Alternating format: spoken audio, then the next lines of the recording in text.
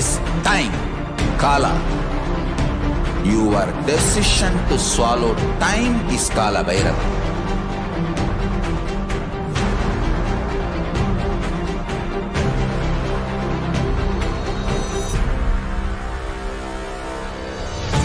Stand.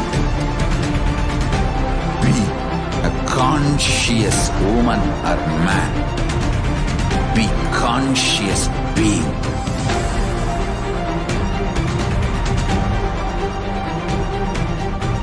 Shrink the time through conscious will persistence. Make the future into present by being ferocious with yourself.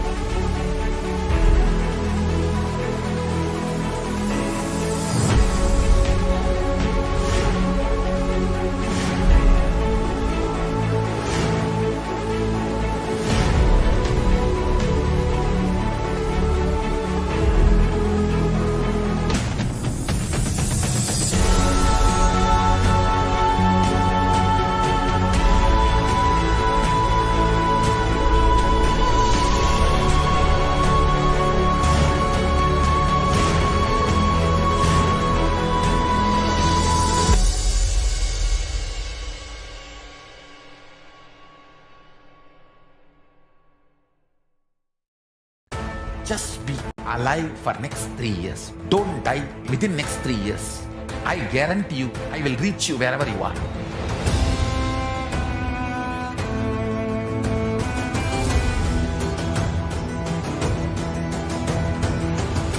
Be alive, somehow be alive for next 3 years. I will reach you wherever you are, whichever corner of the world you may be. I will reach you with enlightenment. It's my commitment to humanity.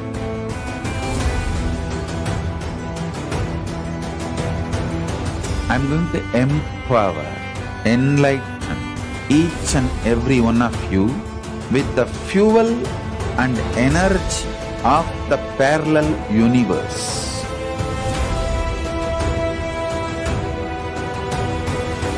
I'll infuse this intense supernal effulgence DNA, Tejas, Ojas, Kundalini Shakti into your spine to consciously lift you to Kailasa.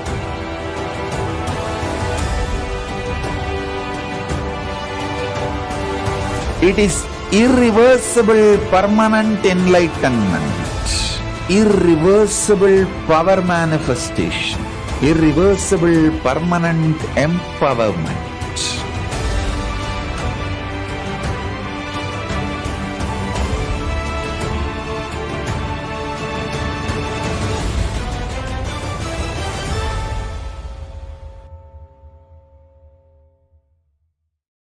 Nithyanandam, welcome back to the section of significance of divine element gold.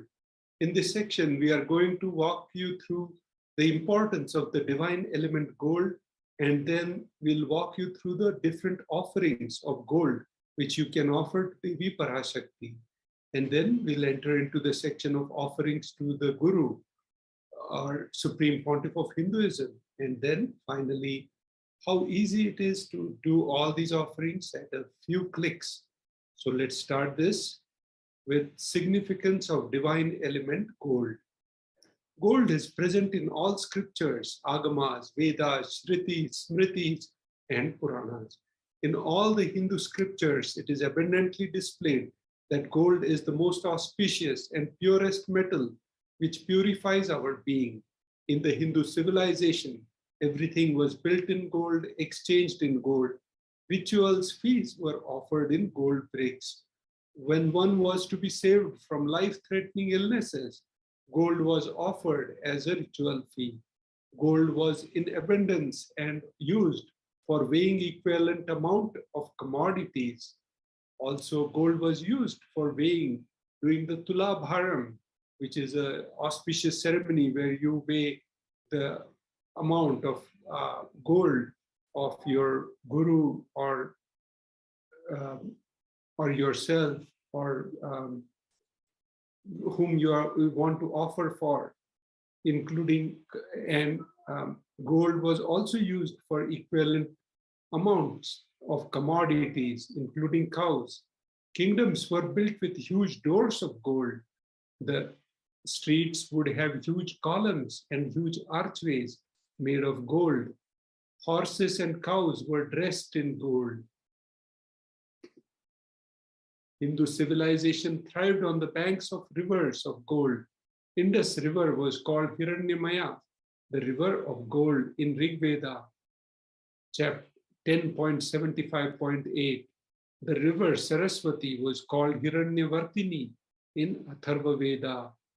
Gold is the supreme element for offering gifts to the ones you love and revere. Temples are constructed and paved in gold. Deities are made in gold and decked and adorned in gold. Because it preserves the enlightenment energy for thousands of years, it lasts forever. The offering to Devi Parashakti, Sahasranama Swarna Kasu. The donation is 75, 151, and 251 USD. The Shastra Pramana for this offering is as follows.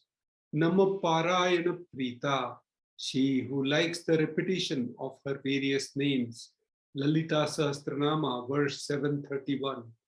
This is the offering of 1008 names of Devi Parashakti. It's a very special and unique archana offered to the Mahameru of Devi Parashakti. Offer gold coin to Devi Parashakti to manifest any dimension or attribute of hers that you always wanted to imbibe within you. All the offerings to Devi Parashakti can be done at tiny.cc/Devi-offerings.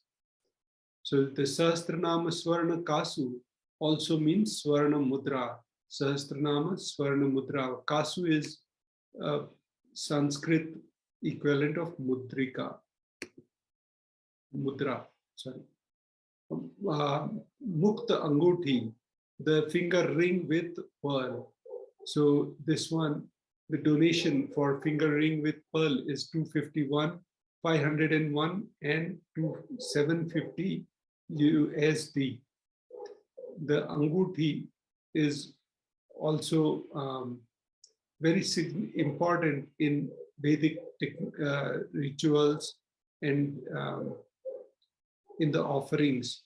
Offer the finger ring with pearl to Cosmic Mother and experience the blessings and healing with your mother. So Lord Hanuman offered the finger ring to Mata Sita, embodiment and representation of Devi Parashakti and Bhakti. So the next offering is the Swarna Padma Pushpa, the golden lotus. The donation is 600 USD. The Shastra Pramana for this offering is as follows.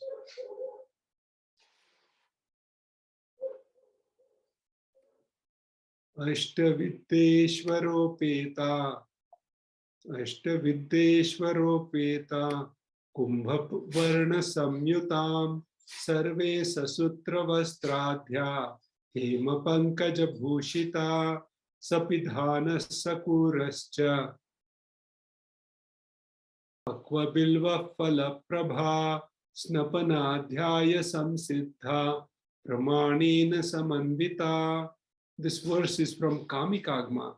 All the kalashas should be wound around with suitable threads and covered with a new cloth.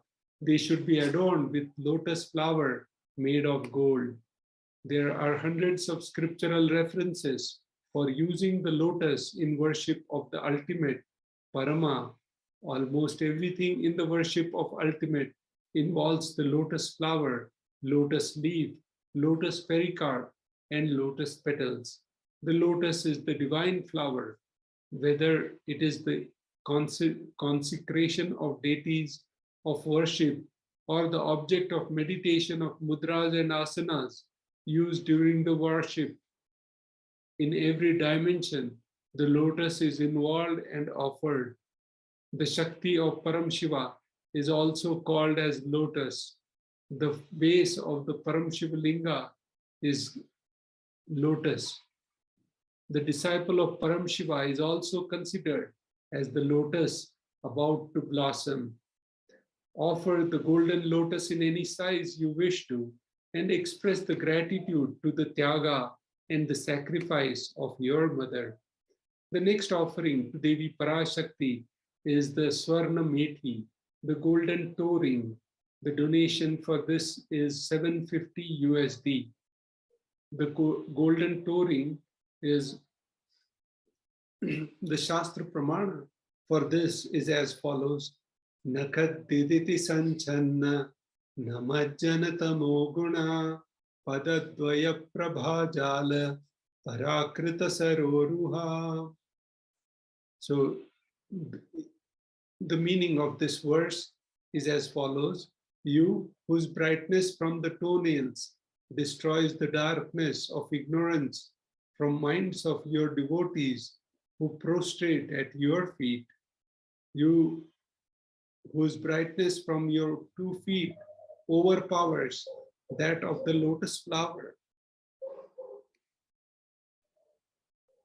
Shloka number 83 from Saundarya Lahari, which is the compilation of the of all shlokas for Devi Parashakti, explains that follows.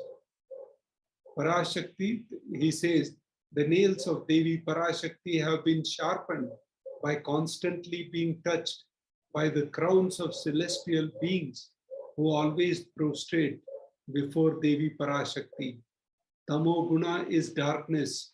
In this stotra, the tamas is indicative of ignorance in the minds of devotees, and by constantly prostrating before Devi Parashakti, their ignorance is removed and they attain the knowledge. The Swarna Methi offer the toe ring to Devi Parashakti, adorning her sacred feet, to be in constant gratitude for receiving her blessings in even the most difficult aspect of your life. Now, the final offering from Devi Parashakti is the Swarna Mangatika. The donation is $750 USD. Sudha Sharabhi Varshini, she who makes the nectar flow in all the nerves of the from Sahasrara, she who gives the very pleasant experience of the ultimate. The Mangatika represents the nectar flowing from the Sahasrahara chakra, which is best occupied. They offer the Mangatika to Devi Parashakti and receive the blessings of achieving the blissful state of overflowing gratitude and space of complete completion. Now we'll take a short break and we'll enter into the section of offerings to the Guru.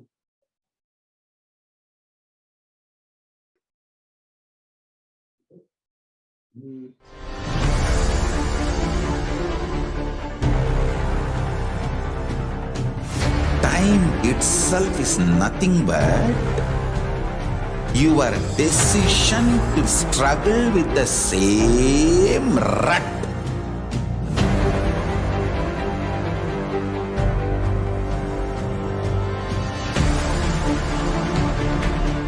Your decision to struggle with the same rut is time, Kala.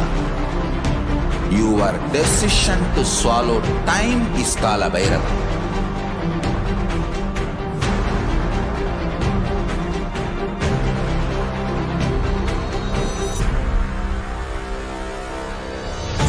Stand. Be a conscious woman or man. Be conscious being.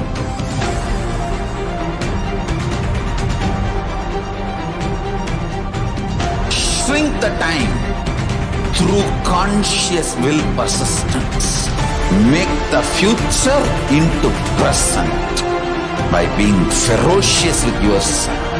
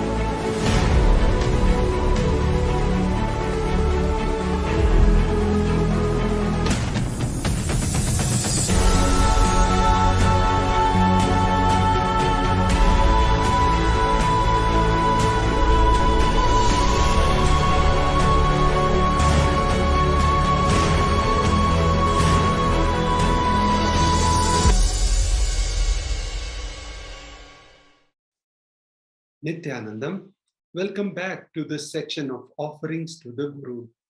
The Guru is the embodiment and representation of all the Devis and Devtas.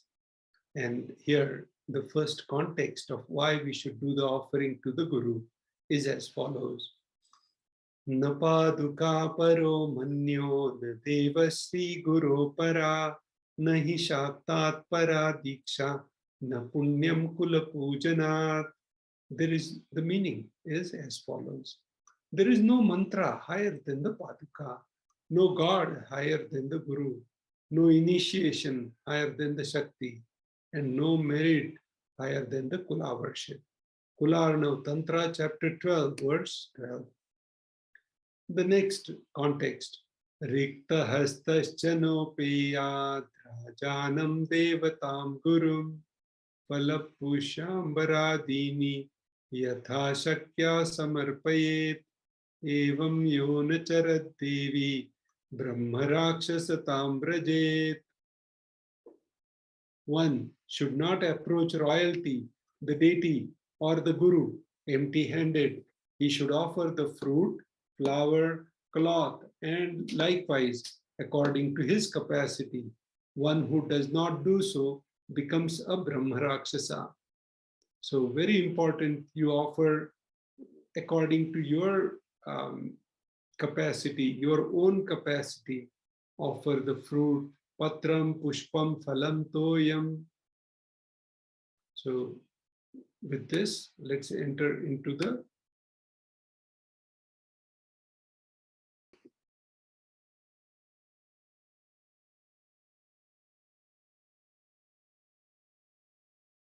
first offering to the Guru, Pratyaksha Pada Puja. The donation is 1008 USD. The Shastra Pramana is as follows.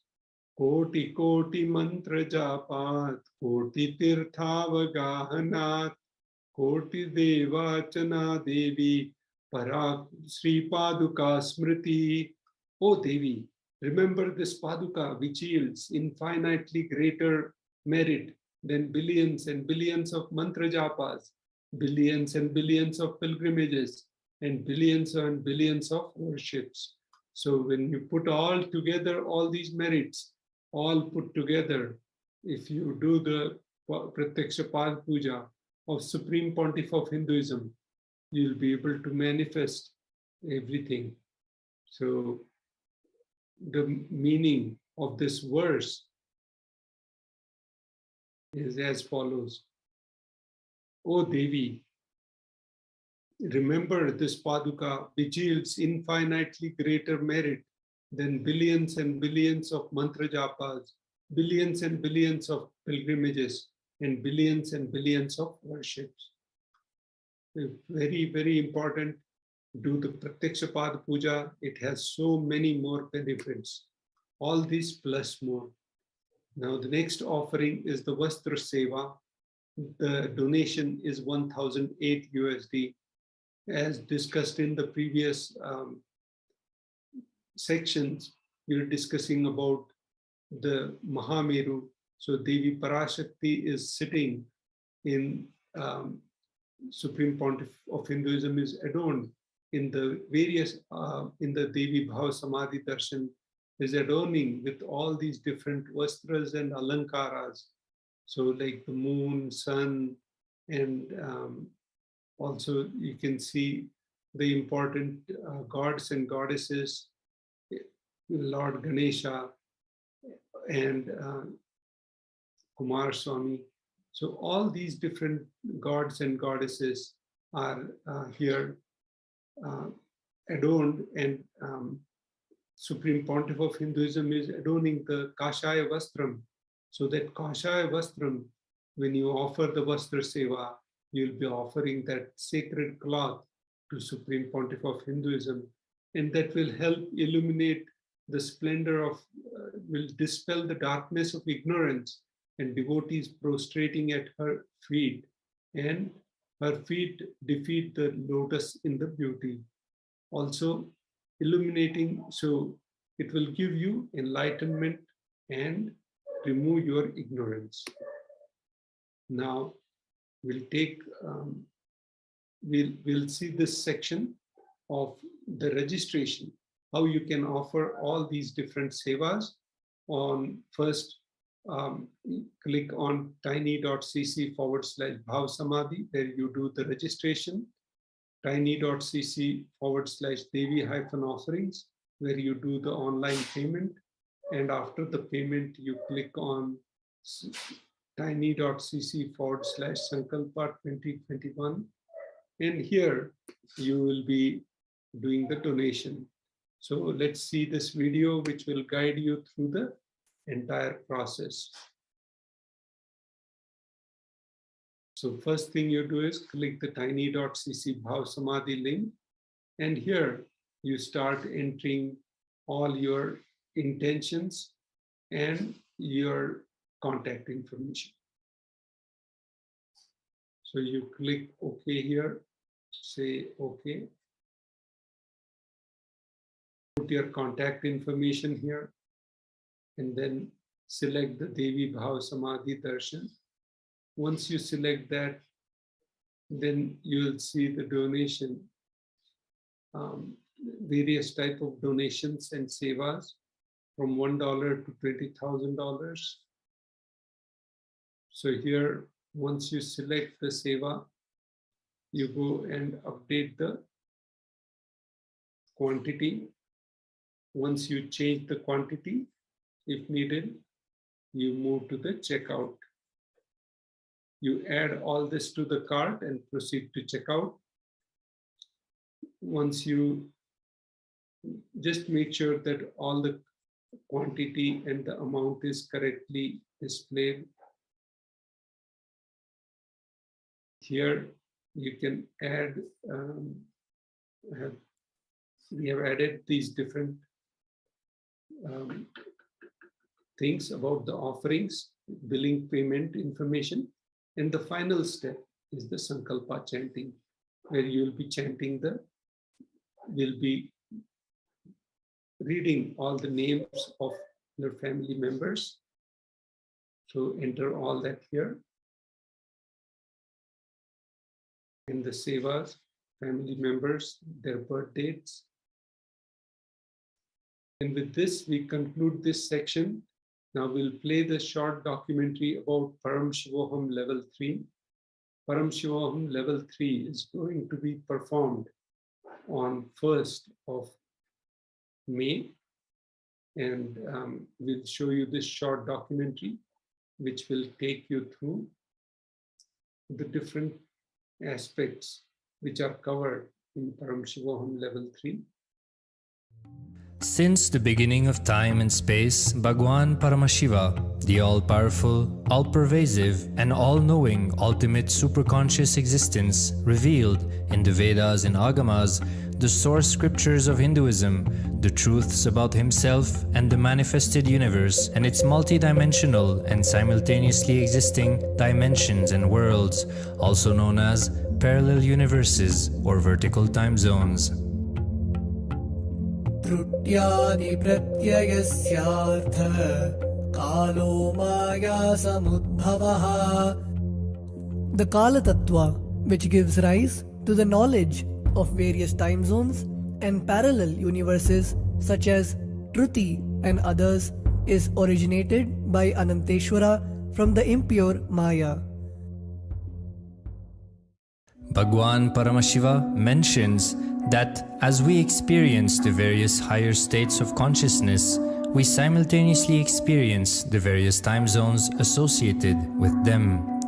We get transported to the parallel universes and experience the other dimensions of our own existence, of our own personality. Listen.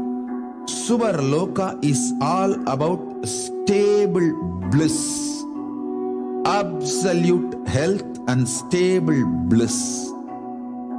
Maharloka is all about the highest peak possibilities. Jana Loka is the place where you can exist in multiple bodies at a time. You experience oneness as the super reality. Tapaloka is that last struggle you go through. Sometimes you know you are Paramashiva, sometimes you just slip off, but again you say, I am Paramashiva.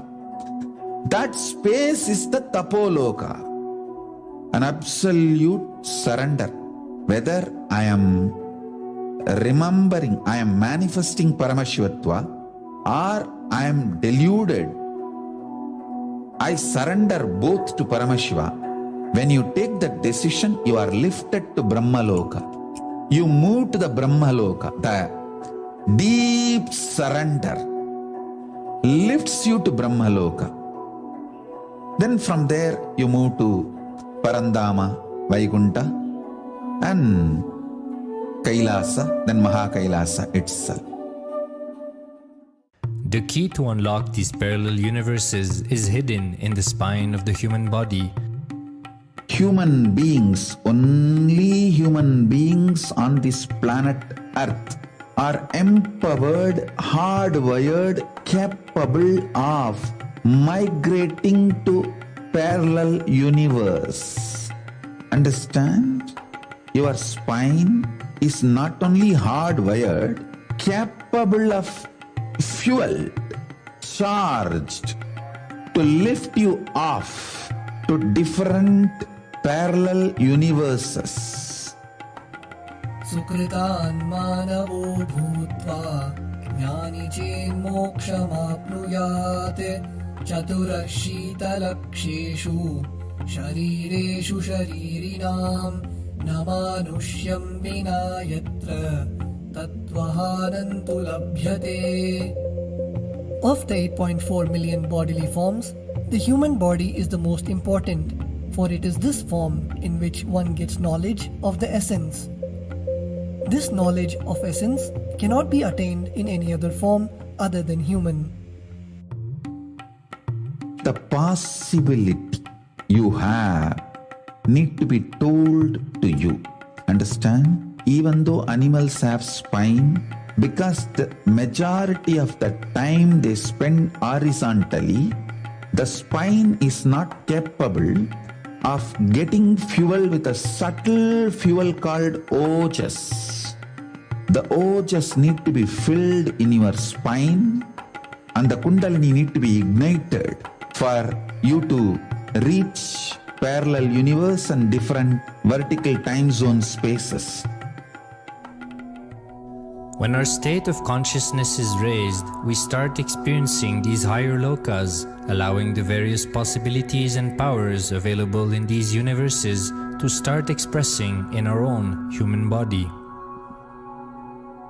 Recently, scientists have discovered that the human body, particularly in the brain, naturally produces light in the form of biophotons, and that when our state of consciousness is lifted, the brain moves from producing a normal 20 photons of light per centimeter square per second to more than 100,000 photons of light per second. That shows us that as we start to experience higher and higher states of consciousness, we start to produce huge amount of light, which is directly proportional and translatable to the amount of possibilities and powers that start to manifest on this plane, as well as the freedom from pains and sufferings experienced by beings in lower states of consciousness.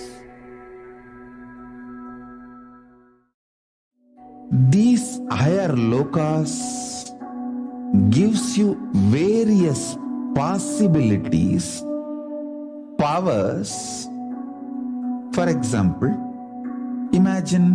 visualize you going to a different country where the electronic gadgets are easily, freely available. So naturally, everything you can gain through the electronic gadgets will be available to you freely.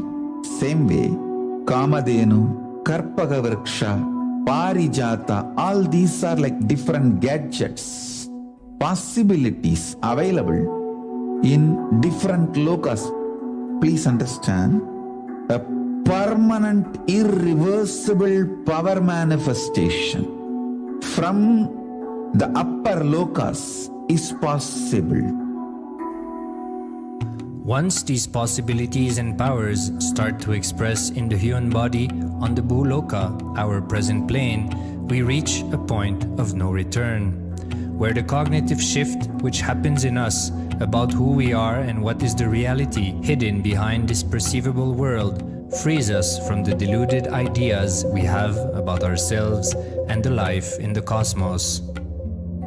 The moment your consciousness is empowered to access and to exist in the parallel universe, no force in this Bhuloka, planet Earth, can torture you, abuse you, suffocate you. It is irreversible, permanent enlightenment, irreversible, permanent empowerment. In the source scriptures of Hinduism, the Vedas and Agamas, Bhagwan Paramashiva reveals about the importance of being initiated by a guru who is fit of giving initiation for us to raise into the various states of consciousness and experience the higher time zones.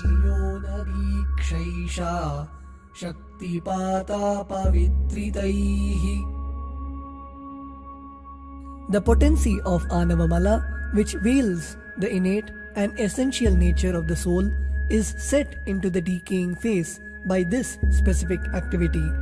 Such specific activity is characteristically called Diksha. The intimate communion between the blessed one and the blessing one is very rare and difficult to occur. The Supreme Pontiff of Hinduism, Jagat Guru Mahasannidhanam, His Divine Holiness Bhagwan Nithyananda Paramashivam, is the 1008th incarnation of Paramashiva as per Hinduism, living amidst us today. Starting out at a young age and enduring years of intense penance, he persevered with the single-pointed vision of experiencing the ultimate oneness with Paramashiva, known as Paramadvaita. He traversed the length and breadth of India, initiated by his gurus into yoga, tantra, and other Eastern metaphysical sciences. After having many profound spiritual experiences, he finally received the ultimate experience of Paramashivoham, I am Paramashiva, from his guru Arunagiri Yogeshwara, an incarnation of Paramashiva himself in the holy town of Tiruvannamalai in South India.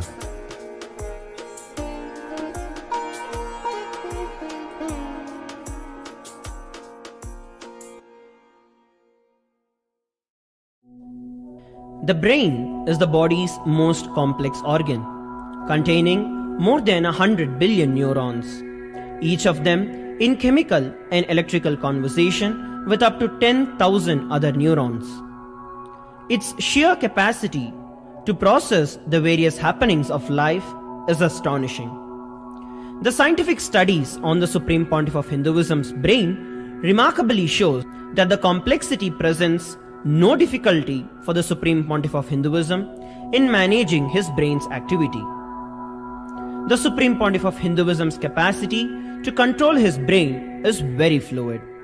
He can easily shift his brain function and alter his brain waves, allowing the travel into various time zones possible and effortless. The results from the scientific studies conducted on the Supreme Pontiff of Hinduism showed that the human body and brain is able to choose to alter the body and to travel to other dimensions at will.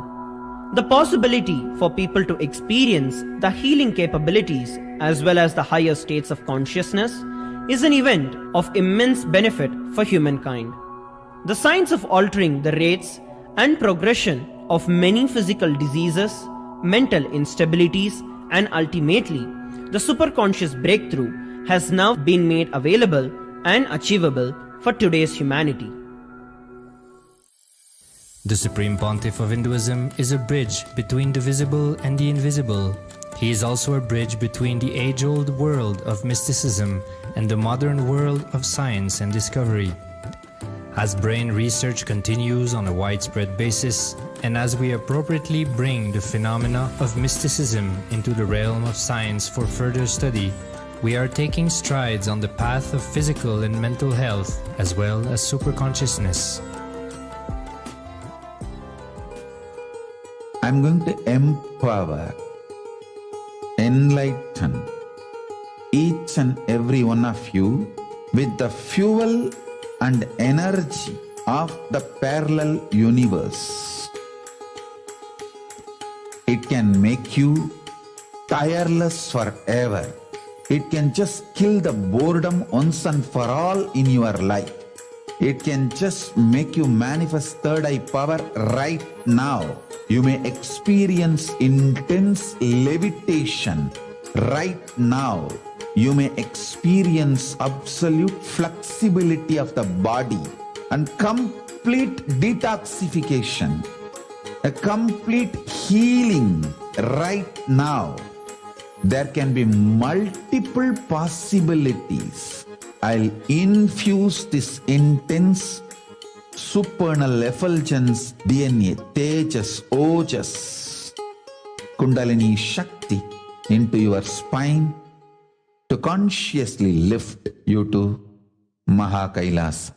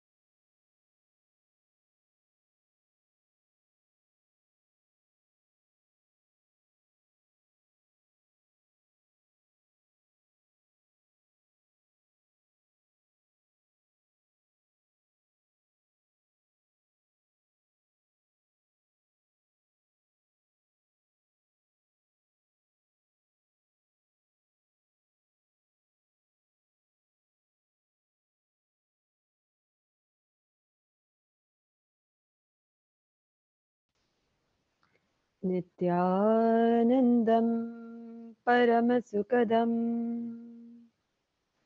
Kevalam Jnanamurtam Dvandvatitam Gagana Sajusham Tattvamasyadilaksham Ekam Nityam Vimalamachalam Sarvadhi Sakshi Bhutam Bhavatitam Trigunarahitam Sadgurum Tam Namami.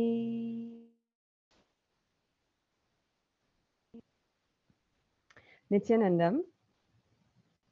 Despite women's increased engagement in public life, they remain significantly underrepresented in decision-making positions. Although statistics show that women often are successful at gaining entry into the legal profession, their progress is slow when it comes to entry into senior positions or posts. In fact, women only hold 33.6% of judgeships in Supreme Courts. According to the Organization for Economic Cooperation and Development, OECD, revisiting the corporate culture and working conditions, as well as the introduction of mentorship schemes, is necessary.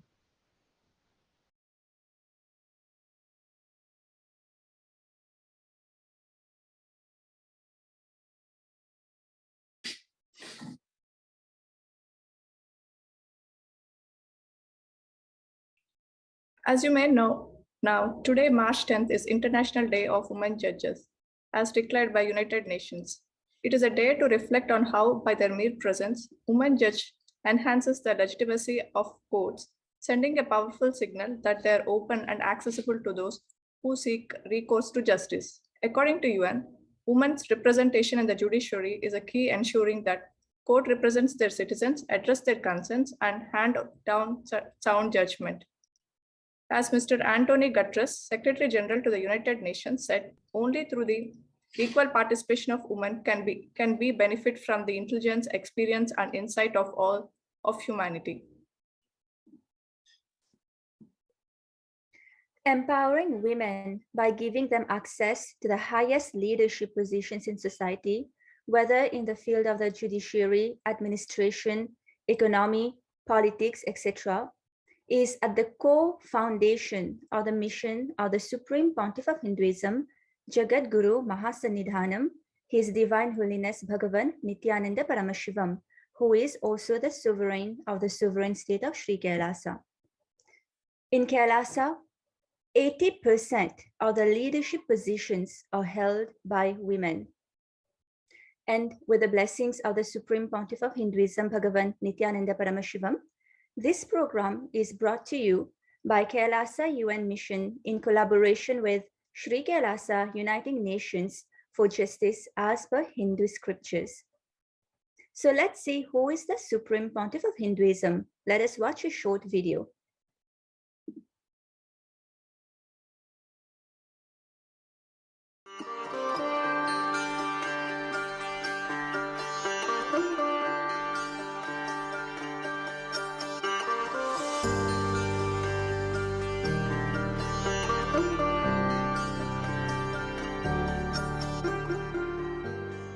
Founder of Kailasa, Paramashiva, and his 1008th incarnation, the Supreme Pontiff of Hinduism, Jagat Guru Mahasannidhanam, His Divine Holiness, Bhagwan Nithyananda Paramashivam, is the reviver of Kailasa, the enlightened civilization, the greatest Hindu nation.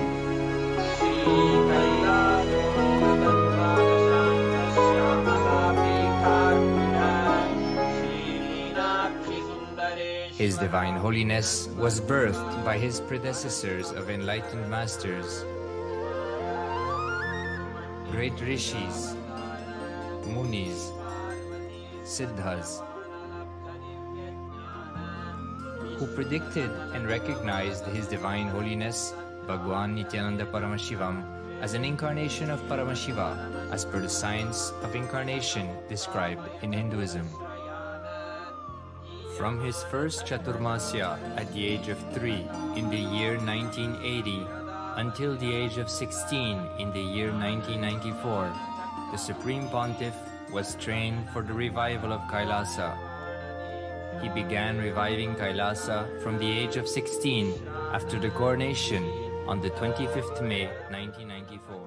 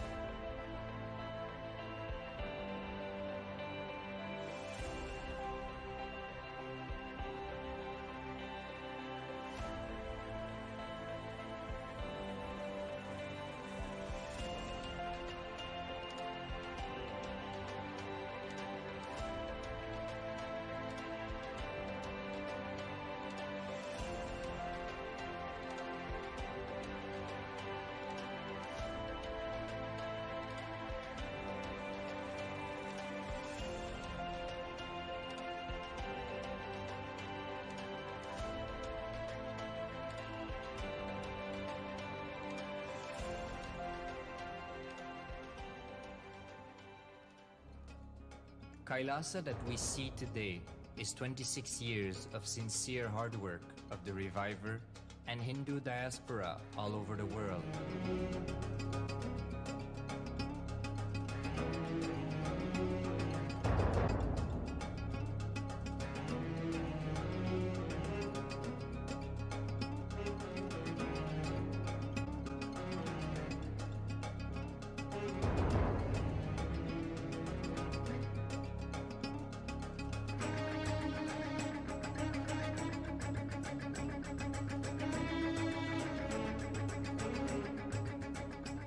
The problems of the modern day humanity, Sanatana Hindu Dharma is solution. Whether the terrorism or climate change, natural calamities or man-made calamities, for all the problems, humanity is facing, the only solution is science of living enlightenment, revealed by Paramashiva from the Vedagamas in the modern day through this body. I am a Hindu revivalist, not by any revolution, but by evolution and setting model communities. Understand? Kailasa is reviving the ancient Hindu enlightened civilization. Paramashiva manifested this Kailasa Mandala, the enlightenment ecosystem and the lifestyle. I am going to revive this whole enlightenment ecosystem, Kailasa, by creating a model Kailasas all over the world. I will work sincerely and revive this spiritual science. Building a nation is not a project accomplished overnight or by virtue of hope. Kailasa is the manifestation of 26 years of sincere hard work, sacrifices, integrity of the Supreme Pontiff of Hinduism, Jagadguru Mahasannidhanam, His Divine Holiness Bhagwan Nithyananda Paramashivam, and the Hindu diaspora worldwide for the past 26 years for the enlightenment of humanity.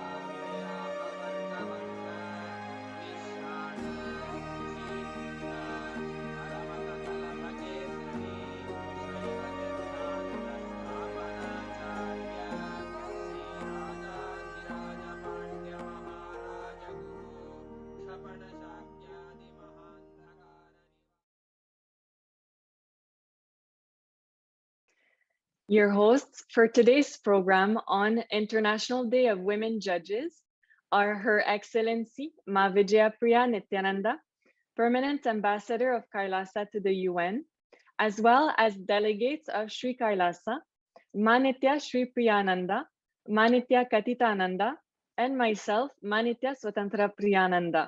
We warmly welcome each and every one of you on this very important day.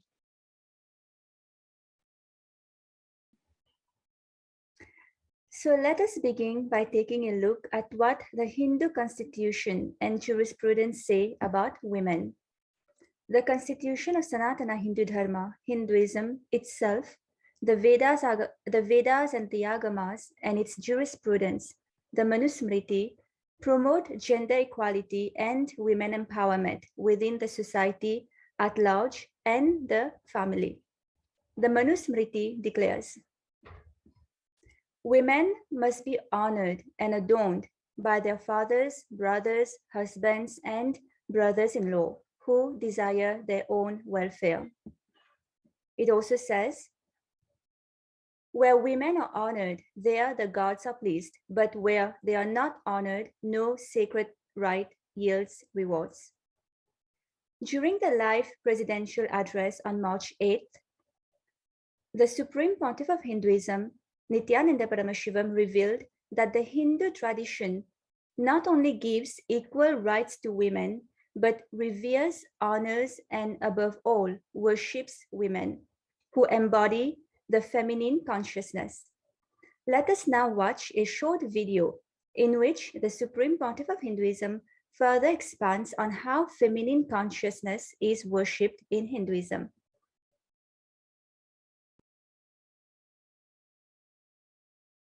Hindu tradition is the oldest tradition worshipping divine in the form of women, female form, Devi. Hinduism has a separate sampradaya called Shakta Sampradaya. Worshipping feminine energy, worshipping the highest source of the universe in the form of women. Worshipping God in the form of women is in Hindu tradition. I tell you, it's not that just Hinduism gives equal right to women.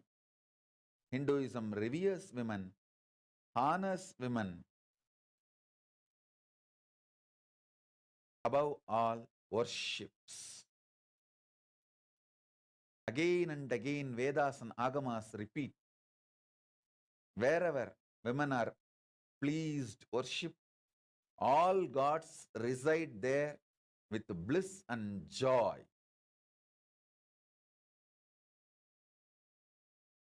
And even in our stotras, stutis, everywhere, the Hindu literatures, whether starting from the Vedas, Shri Suktam, Devi Suktam, Durga Suktam, Saraswati Suktam, are the Upanishads, Tripura Upanishads. There is a set of Upanishads called Tripura Upanishads, where elaborately the Shakta Sampradaya, connecting with the cosmos in the female form, is established as a spiritual tradition and science. Please understand, Hinduism is cosmic science, not just set of beliefs. It's a cosmic science. So beautifully,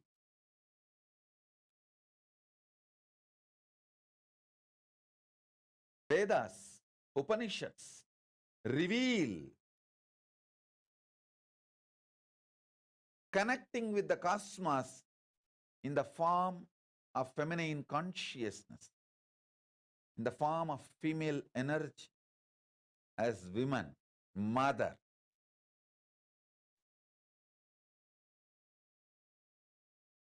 Hinduism is the oldest feminine consciousness celebrating, feminine consciousness worshipping tradition. From Vedas, Suktas or Upanishads, then the Tantras, Nigamas, Agamas, Puranas, everywhere.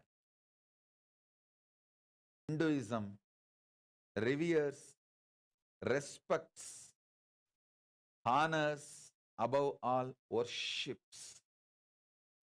Worships women, worships female consciousness,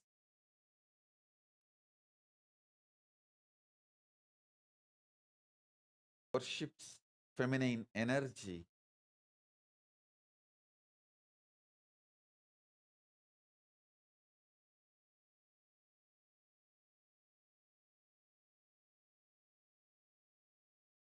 How is the Supreme Pontiff of Hinduism actively working towards ensuring a peaceful and sustainable future in which women are honored? The Supreme Pontiff of Hinduism has launched 108 humanitarian initiatives through Sri Kailasa Uniting Nations to spread the great spiritual truths of Hinduism from its age-old scriptures, the Vedagamas, all over the world. For instance, Hinduism is totality of at least 10,000 indigenous traditions and nations. Through the Sri Kailasa Uniting Nations initiative, the Supreme Pontiff of Hinduism is working to revive all these traditions and uniting all nations. As it pertains to equal representation of women in leadership position, including the judiciary, the Supreme Pontiff of Hinduism launched Sri Kailasa Uniting Nations for Justice as per Hindu scriptures, Sri Kailasa Uniting Nations for Feminine Empowerment and Gender Equality, Sri Kailasa Uniting Nations for Matriarchal Civilization, Sri Kailasa Uniting Nations for Conflict Resolution, Sri Kailasa Uniting Nations for Peacekeeping, Sri Kailasa Uniting Nations against lawfare, Sri Kailasa Uniting Nations for revival of blissful community and ecosystem, Sri Kailasa Uniting Nation against media trials. These Sri Kailasa Uniting Nation initiatives directly align to Sustainable Development Goal as declared by United Nations. Sustainable Development Goal number 5, Gender Equality. Sustainable Development Goal number 16, Peace, Justice, and Strong Institutions. Thank you, Mahashri Priya. So why are women necessary in leadership positions, including the judiciary? In other words, what we're asking is, why does judicial diversity matter? And we will answer this question in two parts. So first, we will present one of the more common explanations given, and then we will examine the same question from a Hindu perspective. So one of the most common explanations is that diversity on the bench, which means an equal representation of women judges, enhances judicial impartiality. And this may not come as an intuitive answer, as judges must remain, as per the Code of Judicial Ethics, impartial. In fact, judges must be and should appear to be impartial with respect to their decisions and decision-making. So that being said, and this topic has been the source of many discussions, impartiality does not guarantee pure objectivity, as judges, although expected to leave any subjective opinion outside of the courtroom, do carry their own various likes and dislikes. As Chief Justice Beverly McLaughlin conveyed in regards to this question, understanding impartiality begins with the recognition that judges are human beings. They arrive at the bench shaped by their experiences and by their perspectives of the communities from which they come. As human beings, they cannot help but to bring these leanings of the mind to the act of judging. Thank you, Ma Swatanta Priya. So how exactly does increasing the number of women judges ensure more impartiality? Well, according to Law Times News, having a diverse bench then enhances impartiality because it means there will be more varied experiences and perspectives from which to draw on when it comes to interpreting and applying the law. Women and visible minorities, by virtue of their historical marginality, have a unique frame of reference as outsiders within that renders them suitably positioned to appreciate the assumptions and stereotypes underpinning many legal doctrines and engender previously overlooked interpretations, analyses, and approaches.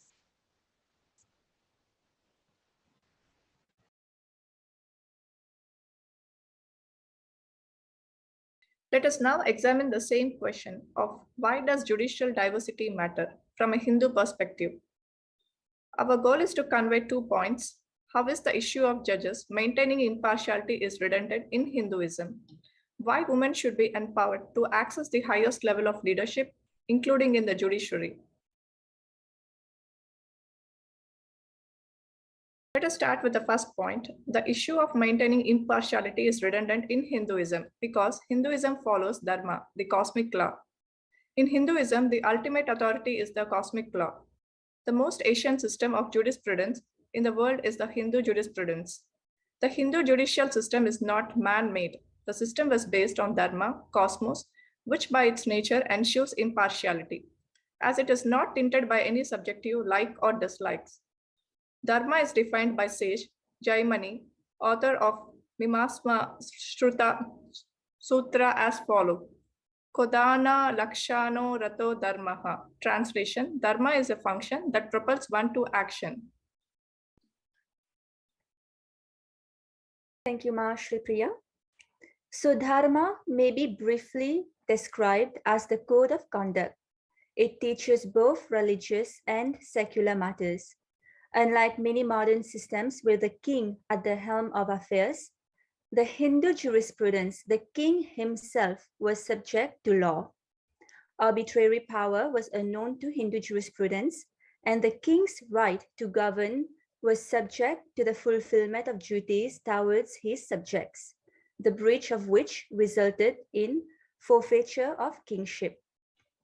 The judges were independent and subject only to the law. The whole system was based on fairness and equity of justice, with the highest regard for integrity, impartiality, and independence of the judiciary. The judiciary consisted of a hierarchy of judges with a court of the Chief Justice, the Pradvivaka, at the top, each higher court being invested with the power to review the decision of the courts below. The law of the land followed dharma, the cosmic law. Yes. And what is the ultimate dharma? What is the ultimate cosmic law? The Supreme Pontiff of Hinduism reveals, Ahimsa Paramo Dharmaha is the ultimate cosmic law. Dharma means cosmic law. The ultimate cosmic law is ahimsa, non-violence.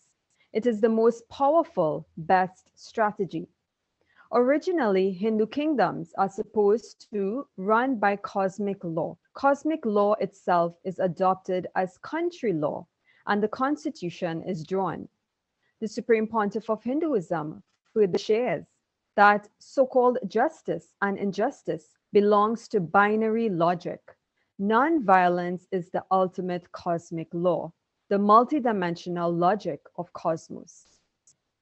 He also shared, when I read more and more the Hindu constitution and Hindu criminal procedure code, I think, what a civilization.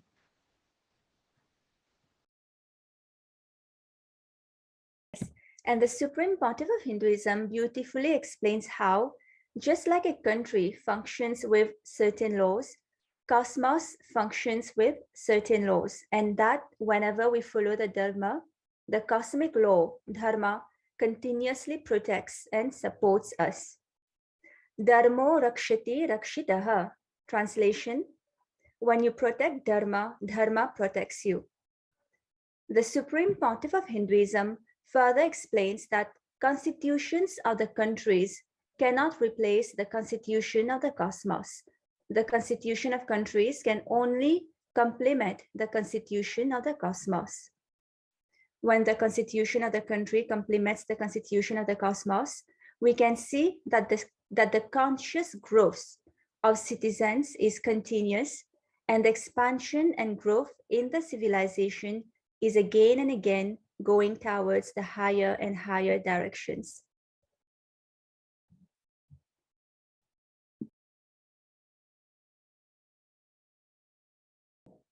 On December 25th, 2010, the Supreme Pontiff of Hinduism revealed that just one sutra, which is rooted on the cosmic constitution, is enough to give the base of all the country's legal system, and if any country's lawmakers understand this one sutra and create their laws, align their laws based on these sutras, the whole country will be an enlightened civilization.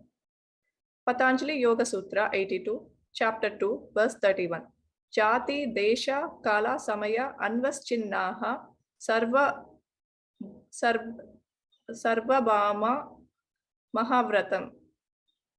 This translates to this great verse: Ahimsa, non-violence; Satya, truth; Asteya, non-stealing; Brahmacharya, living like God; and Aparigraha, living with minimal or universal truths, not conditioned, not restricted by birth, species, place, or time, circumstances, or situation. Beyond all this, these five vows are universal. The Supreme Pontiff of Hinduism further adds that if ever the conscious expansion and growth of civilization comes down due to mistakes, then a living master will happen and bring it back to cosmic constitution. Thousands of years ago, it was decided that the possibility to update the country's constitution should be kept open for updating, but that only a being who has experienced the cosmic constitution could update it, as they were able to see beautifully the lives past, present, and future, which made the record much deeper and authentic. Thank you, Mashri Priya. And to better understand Dharma, the law of the cosmos, we will be watching a short video in which the Supreme Pontiff of Hinduism explains how karma really works, meaning what happens when we align to the cosmic law and what happens when we don't. But first, we wanted to emphasize on a very important legal principle. As you know, not knowing the law of the country cannot be an excuse for not following the law. So you have all probably already heard the legal principle that says ignorance of the law is no excuse. So whether you know the country's law or not, the laws of the country bind you. In concrete terms, it means that whoever commits a crime cannot say, I did not know that this was a crime. I did not know the law as a justification. We are all expected to know the laws and abide by the laws. And the Supreme Pontiff of Hinduism explains that in the same way, not knowing the laws of the cosmos cannot be the excuse to escape from those laws. And let us now watch a short video in which the Supreme Pontiff of Hinduism explains the law of the cosmos, which is also called karma.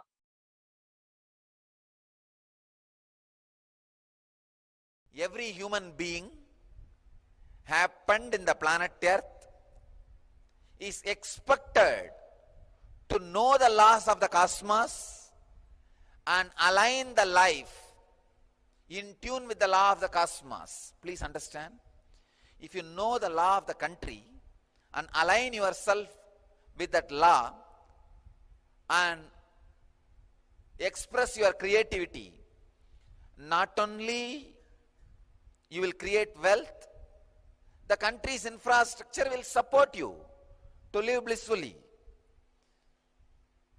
If you are not aligning yourself with the law, naturally unexpected calamities.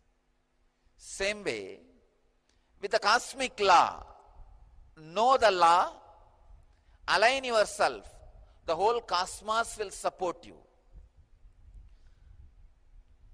You are the ambition of cosmos. Your fulfillment is a joint venture between you and cosmos. Please understand. Your fulfillment is not just your responsibility. The whole universe, you may call it God, Shiva, Krishna, Rama, now Venkateshwara, whatever name you may use, but the whole cosmos is waiting to fulfill itself through you. So your ambition is the ambition of the cosmos.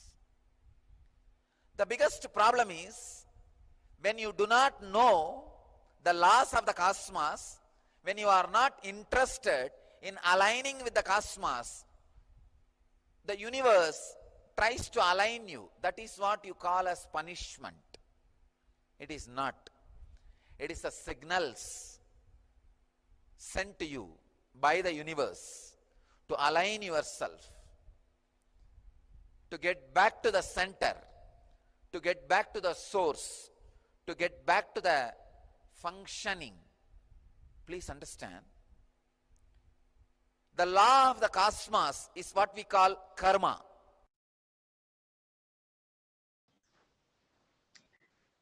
So now that we understand how dharma works, how the cosmic law works, how can we ensure that we follow dharma?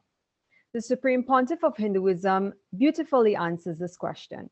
He explains that the key is to live the four tattvas, the sacred cosmic principles: integrity, authenticity, responsibility, and enriching, and to enrich the world others with these four tattvas. The Supreme Pontiff of Hinduism declares that this is the cosmic law, and whoever understands this law and lives by it is an enlightened being. The Supreme Pontiff of Hinduism further explains that life is just to understand this law and to live it. He says, spiritual activism is the ideal. Spiritual activism is life.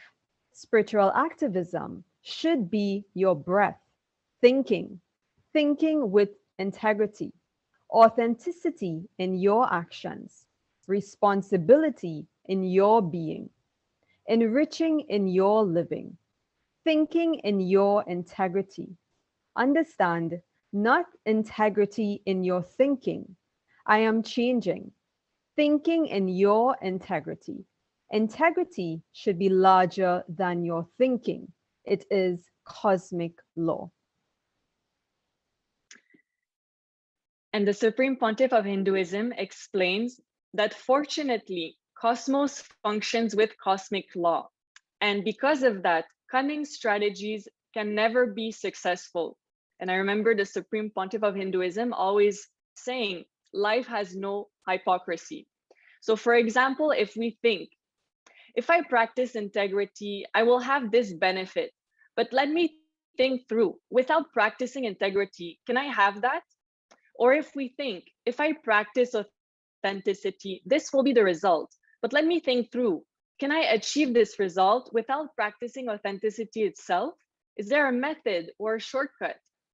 Or if we think, if I take responsibility, this will be the result. Let me find out, think through, without taking responsibility itself, how can I achieve that? Or if we think, if I enrich, this will be the lifestyle and result. Let me find out whether I can manage the lifestyle without enriching itself. So if we entertain such cunning thought currents, we will not be successful as per the cosmic law. Life cannot be run by cunningness because planet Earth rotates, moves on this one cosmic law. The Supreme Pontiff of Hinduism declares that those who live as per the four tattvas live in heaven, and they create heaven for others.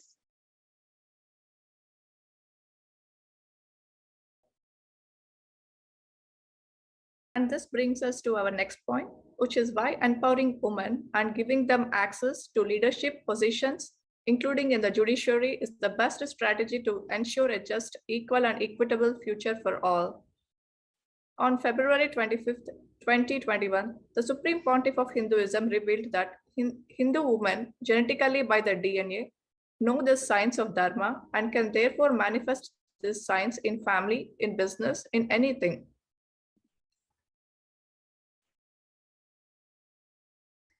History shows us proof that having Hindu women in leadership positions lead to the most stable society. One powerful example is Devi Meenakshi. Devi Meenakshi was the powerful empress and ruler of the kingdom of Madurai, from where she also ruled the whole Pandya kingdom. In Devi Meenakshi's time, society abided by the Vedic scriptures. As a result, women were respected and worshipped. They occupied the topmost leadership positions in the society, which made it stable and strong. For example, women were given central roles in economics, which made the family prosperous. Yes, and another powerful example is Rudrama Devi. Rudrama Devi was the queen of Kakatiya dynasty in the Deccan Plateau and ruled from around 1263 to 1289 until her death. And she had held a formal coronal ceremony to secure her position. She solved agricultural problems by building water storage tanks, artificial lakes, and gave in tax incentives, creating a revenue-yielding economic center. Trade networks blossomed. Significant wealth was redistributed through temple grants into land development. tank building, and business loans granted to artisans, agriculturals, and merchants. Internal trade and migration led to cultural exchange and an explosion in literary work. Cultural reformation happened during her time, which restored gender equality and women education. She was a lover of justice, equity, and peace.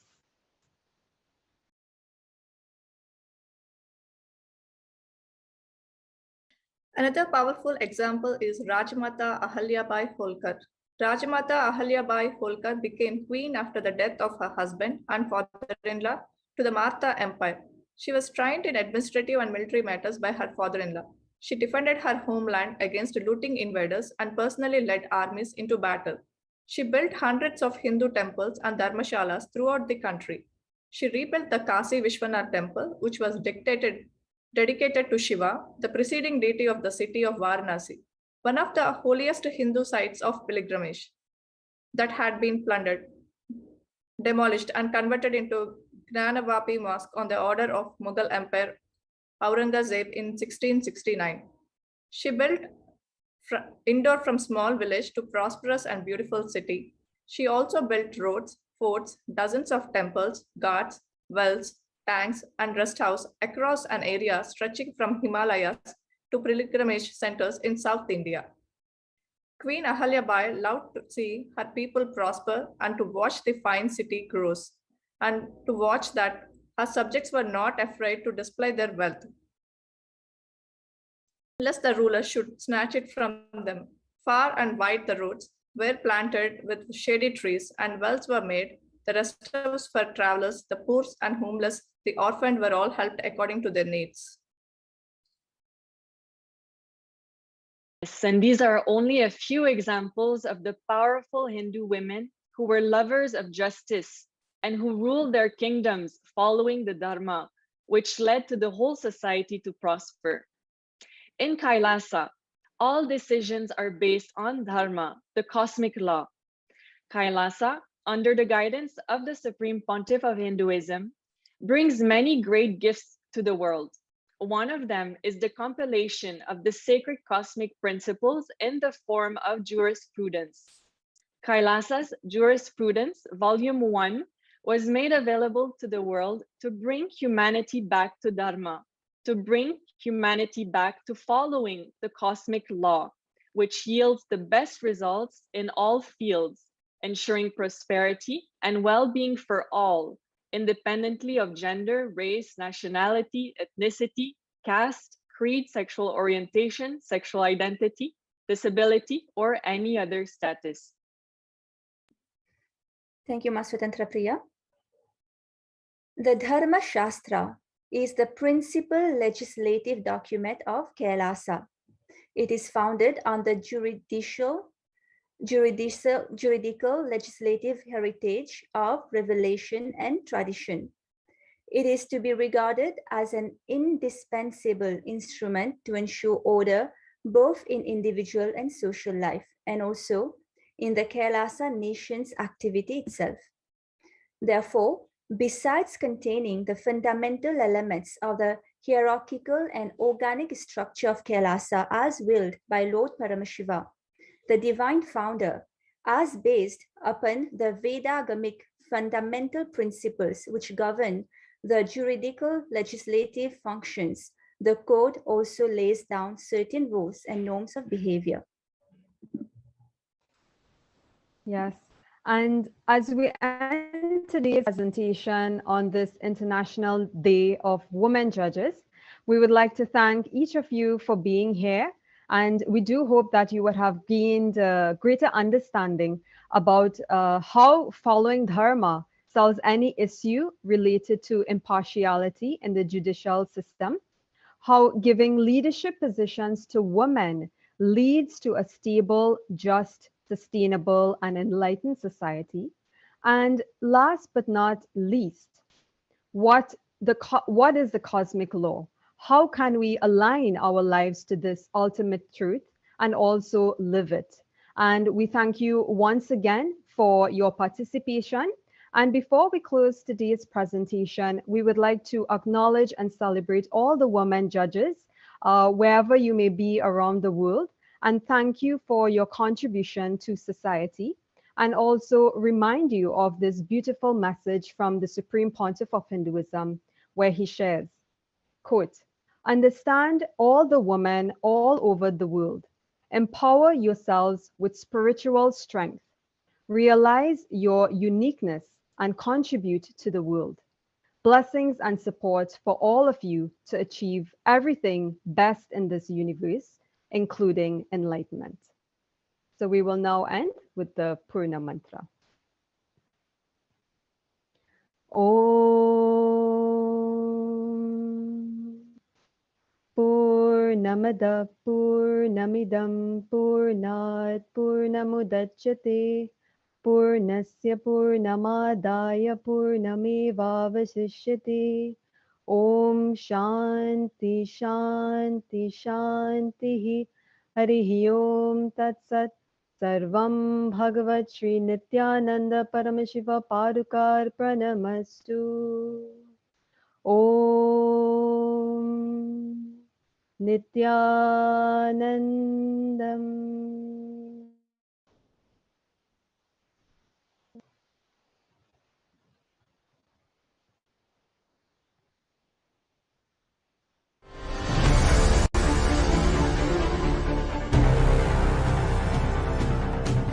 Time itself is nothing but your decision to struggle with the same rut.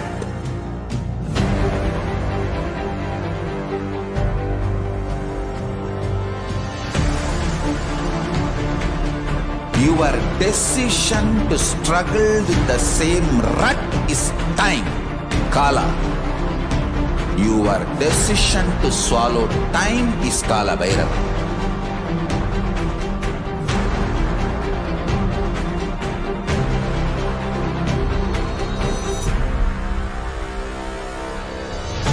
Stand. Be a conscious woman or man. Be conscious being.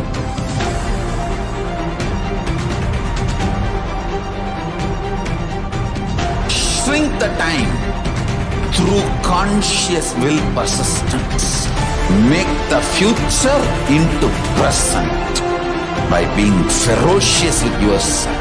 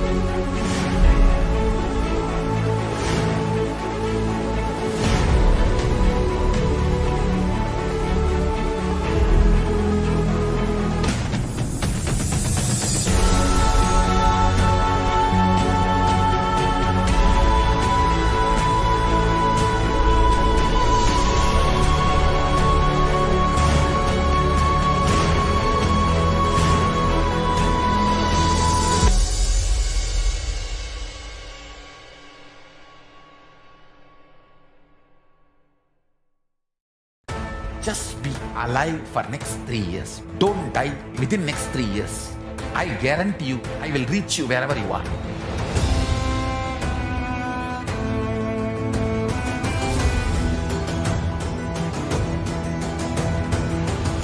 Be alive, somehow be alive for next 3 years. I will reach you wherever you are, whichever corner of the world you may be. I will reach you with enlightenment. It's my commitment to humanity.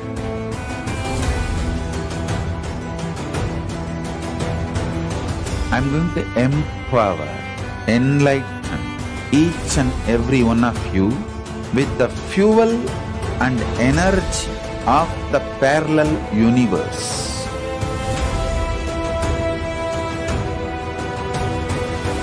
I'll infuse this intense supernal effulgence, DNA, Tejas, Ojas, Kundalini Shakti into your spine to consciously lift you to Kailasa.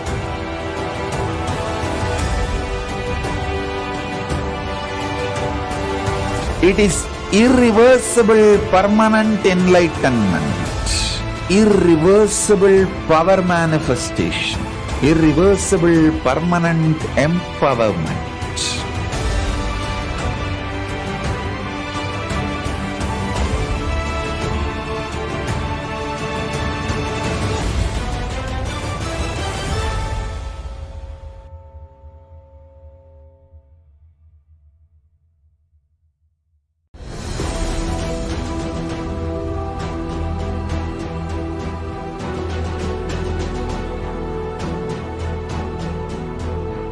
Your consciousness as power at this moment to swallow, digest, clean up all negativity and all toxins.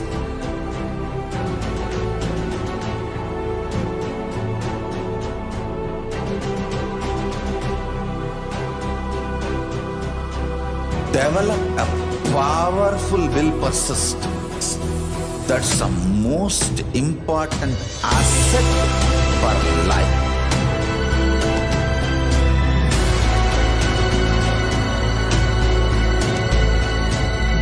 I am not giving you some life positive blah blah.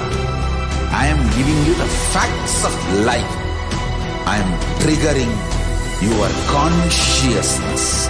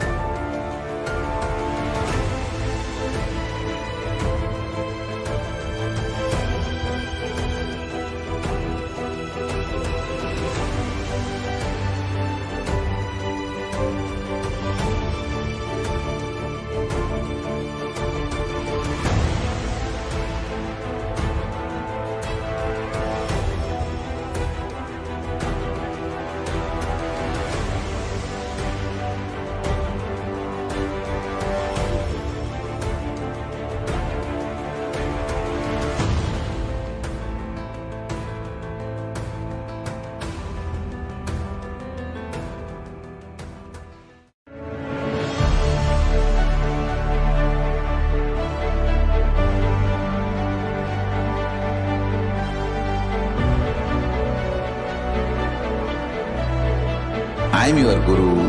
I will make you enlightened. It's my commitment.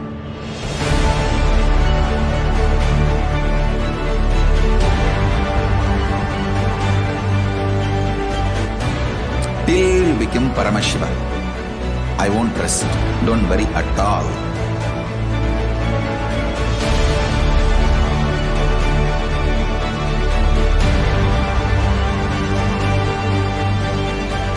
To all my disciples, I give you this as a boon. I'll swallow everything with which you are stuck and liberate you all.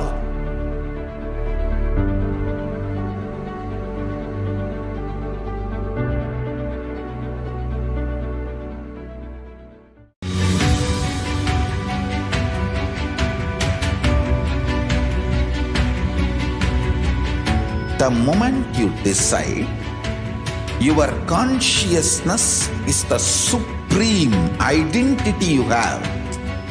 You will not empower your depression, your frustration,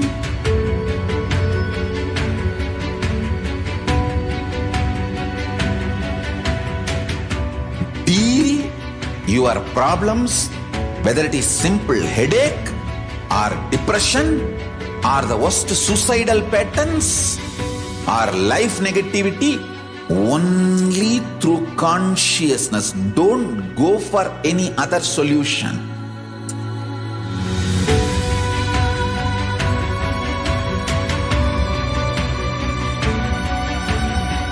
Don't keep stupid, toxic, life negative struggles inside.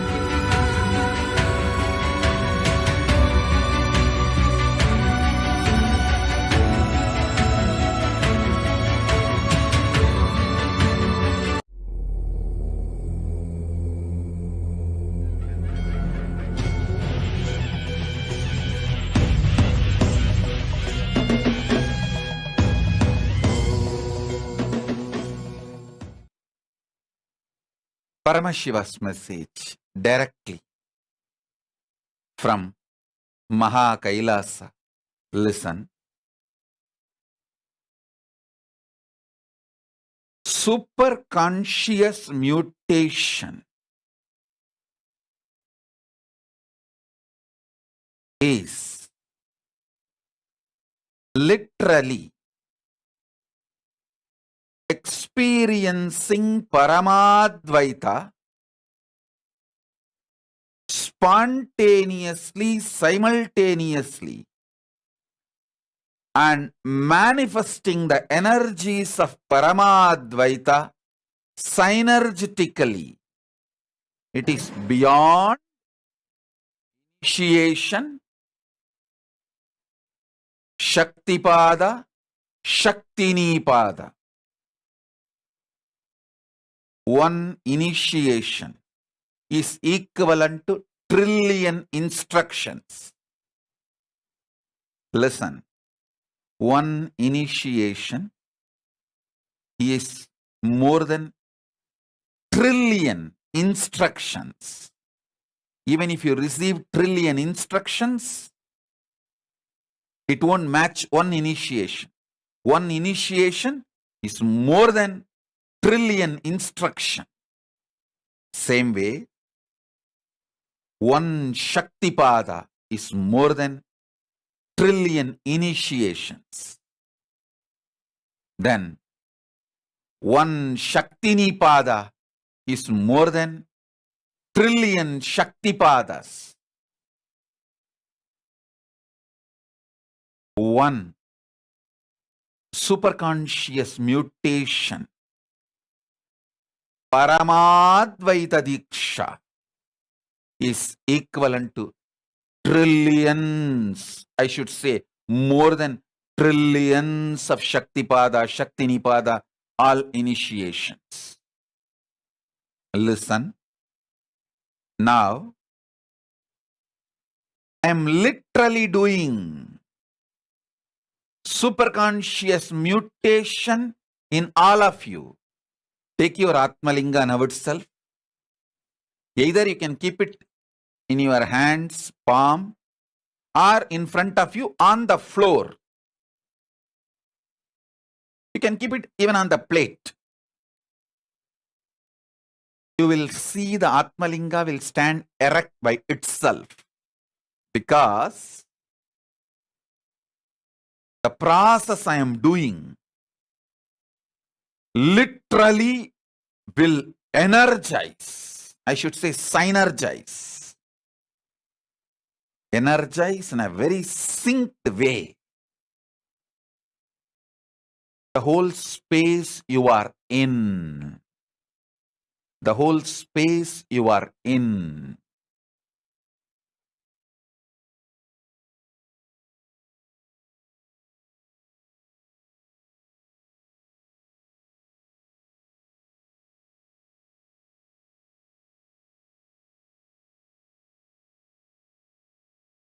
I'll explain now few things you need to understand about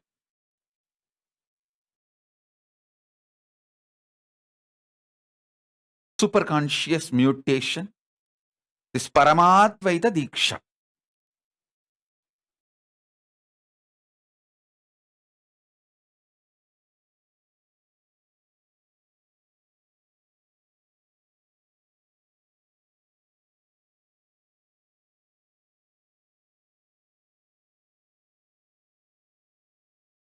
If you can sit in Batmasana and keep the Atmalinga.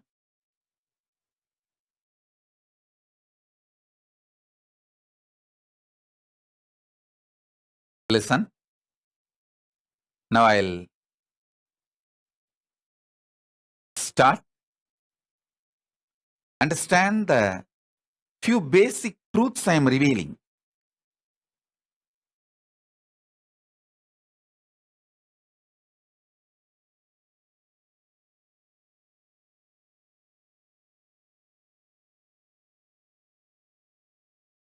First thing, superconscious mutation process works the core of you. For example, I'll give you one example. If you see Karna, Yudhishthira, Arjuna, Bhima, Nagula Sakadeva, all these six, I give these six like an example.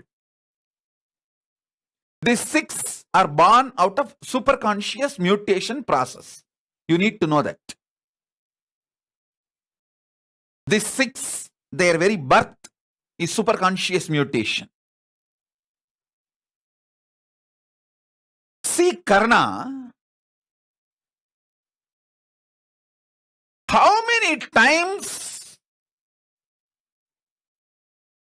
he got cheated because of his quality of giving.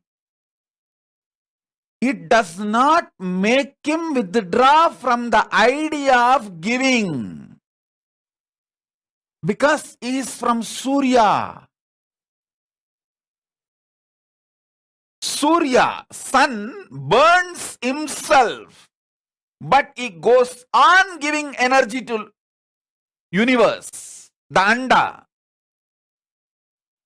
Brahmanda. Understand?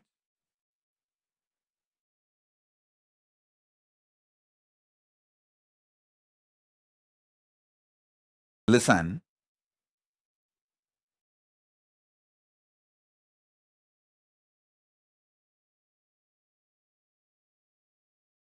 First, Indra comes and take. I wanted all of you to have little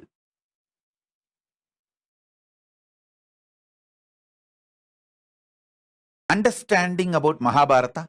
If you have not read Mahabharata even once, read it once and then listen to this satsang. You will understand deep. If you already know Mahabharata, then you can easily understand what I am talking. See, first Indra comes and literally snatches the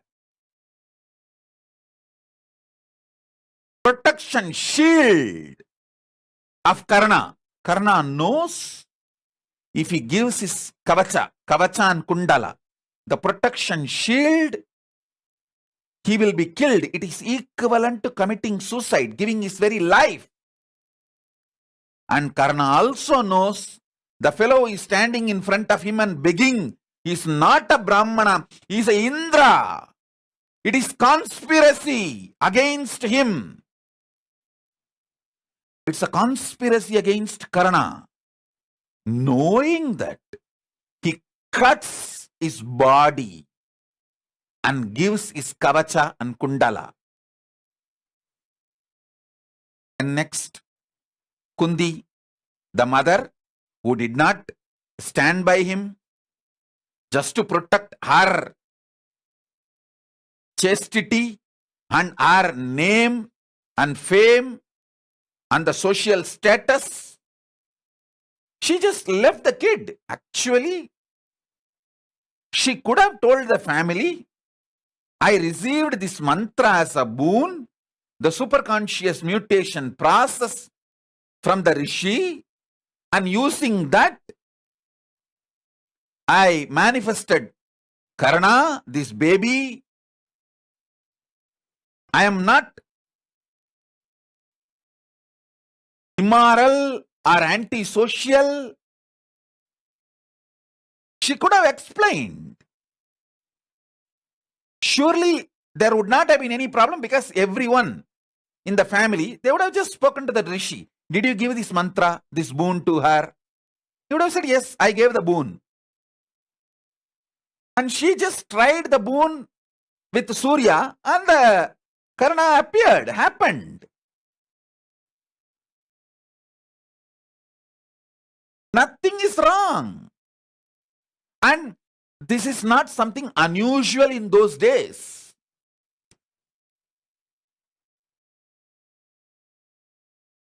So understand, actually, the only problem of Kundi is her shyness, and she did not even want to take the risk of explaining to the family. Even that one conversation, she has to face their doubts, their questions, and prove herself, which is too easy. She could have done that. Instead of doing that, she chose to leave Karna abandoned. For that lady, sorry for using this word, but at least somebody in the history should record this and make her realize. For that lady, Karna gives a boon. He will not use the Nahastra second time, and he will not kill anyone other than Arjuna. God. What a giving nature of Karna. The first, he was exploited by Indra, but he did not withdraw from the giving. Then he was exploited by this lady who gave birth unfortunately, accidentally. But I'll say Karna is one of the most beautiful character. You need to understand. If you understand Karna, you will understand Surya. If you understand Surya, you will understand Karna. Karna has not lost world.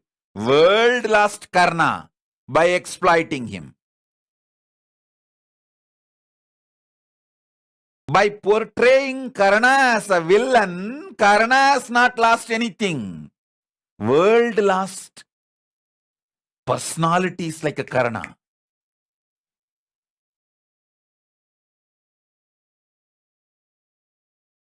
Second time, he gets exploited by the lady who did not stand.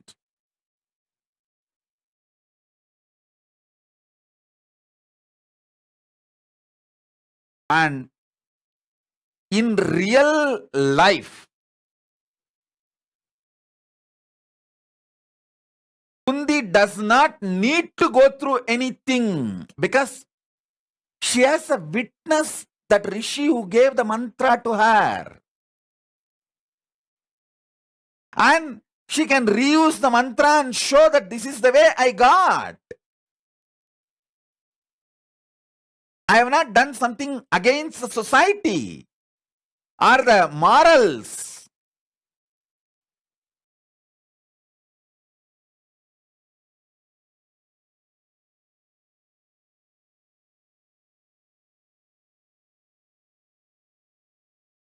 He gives again, Karna gives again. Then, after all this,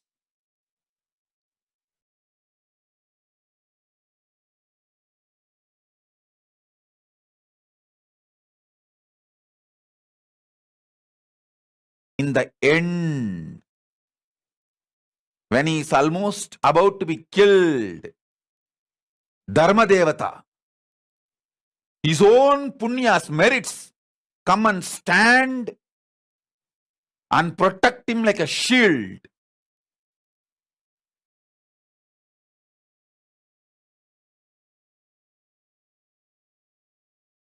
Krishna comes asking for all his punya. Of course, I will never blame Krishna. That reason was different. He has to end Karna's story or history to reduce the strength of Duryodhana. Unfortunately, Karna has took the side of Duryodhana, so the larger plan, he has to reduce the strength of Duryodhana and finish the war. So the Krishna took the step. That's different. But listen, see, even in this moment, he is not repenting for his attitude of giving, and he is not reducing the speed of giving. Not only he is not stopping the attitude and attitude and the actions of giving, he is not even reducing the speed of giving. For example, you have done something and got hurt. Will you do that, repeat that same thing again? But here is Karna.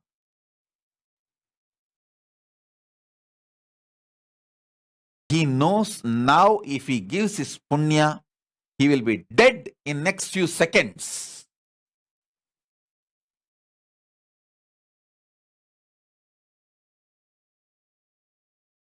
He will be dead in next few seconds. Because Karna himself got trapped into many of the adharma, other wrong things, like killing Abhimanyu, unarmed child. Because in the war, ultimately, you will not be able to maintain absolute integrity. War is a war is a war. So, if he gives his punya, his good karmas, next minute, next second, all the other bad things he did is going to finish him off. But he chose us to give. Because it was the superconscious mutation of Surya. Listen, actually, this shows Karna's strength that he is already liberated. His body, his mind, what he is showing as himself to the outer world is too small part of him. So he does not want to compromise on his superconscious qualities for the sake of body, mind, and name and fame and brand. Understand that. For the sake of body, mind, name and fame, brand, how we will be known, for all of that, he doesn't want to compromise. He feels he's too big. These things are too small. Yudhishthira. What a character, oh God. If Yudhishthira has agreed and played even 1 or 2 games as per Krishna, strategically, even this Aswattama Adakunjanaha to kill Drona,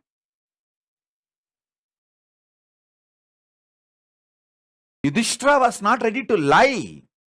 He said, I will tell only the fact. If you want, you twist it and you play. He only said, the elephant named Aswattama died. And Krishna played the conch during that word elephant. And Drona heard it as Aswattama died. and collapsed. Listen.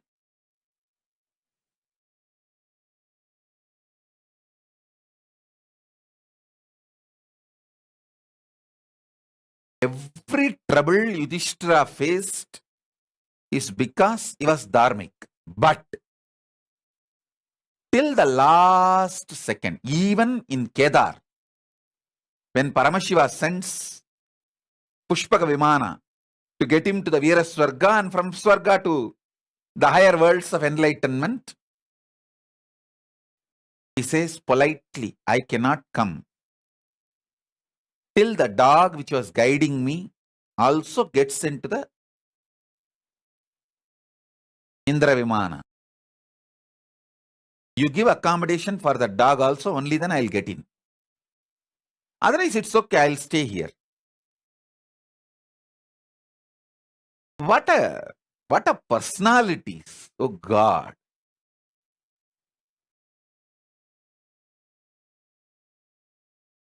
He doesn't have anything now. Kingdom is gone. Wife is dead. Brothers are dead. He is all alone. Just the dog which helped him and guided him for the Swargarogana to the place. So grateful, chaste, dharmic to the dog just because it guided him and walked him through.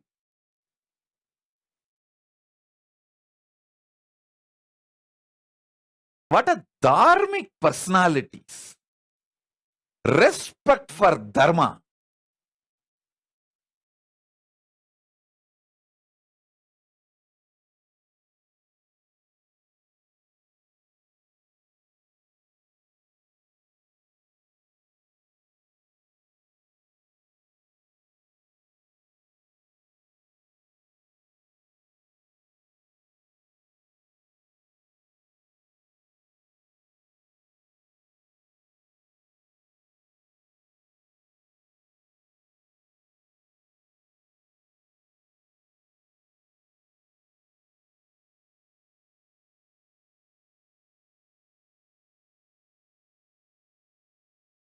Just because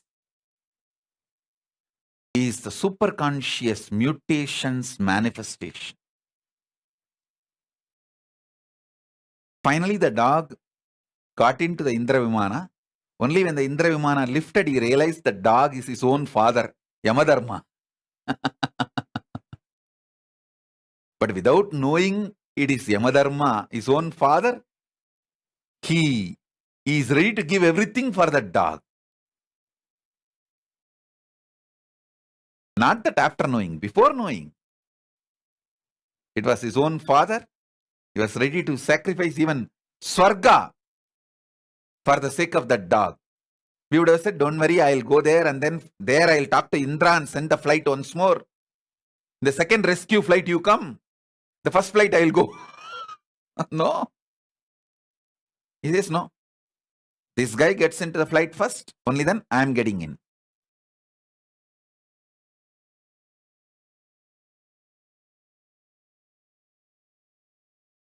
Listen.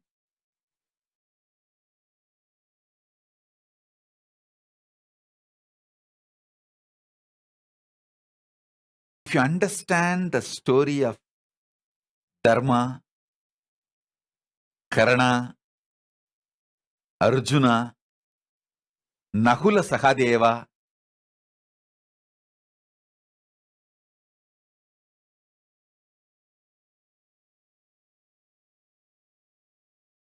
see, Jyotisha and medicine, both astrology and Ayurveda, both sciences are together in Hindu tradition. If you go to a real Ayurvedic doctor, before giving medicine to you, not only he will study your body, he will study your horoscope.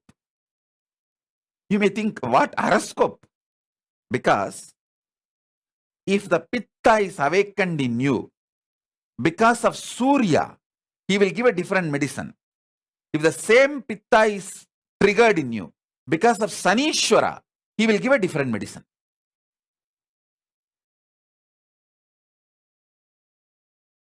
If the heat is triggered in you,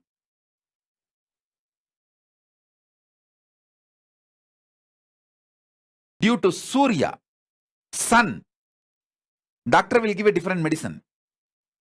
If the heat is triggered in you, due to Shanishwara, he will give a different medicine. Because the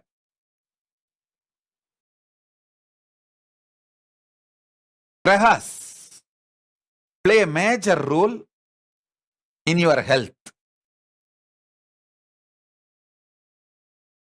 Nakula and Sahadeva are the masters of Jyotisha and Ayurveda, medicine and astrology. Actually, in Hindu tradition, it is astro-medicine, medicine and astrology. In Hindu tradition, medicine, astrology, agriculture, all the three are one and the same. Same science.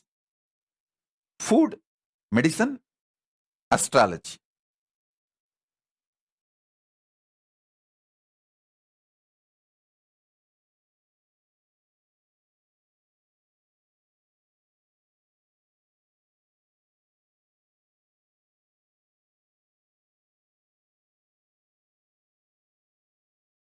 Sahadeva is the master of astrology. His enemy, Duryodhana, is coming and asking Sahadeva, give me the right date for winning this war.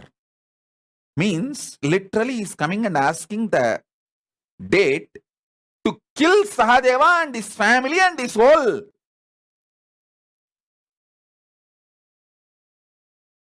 friends and everyone.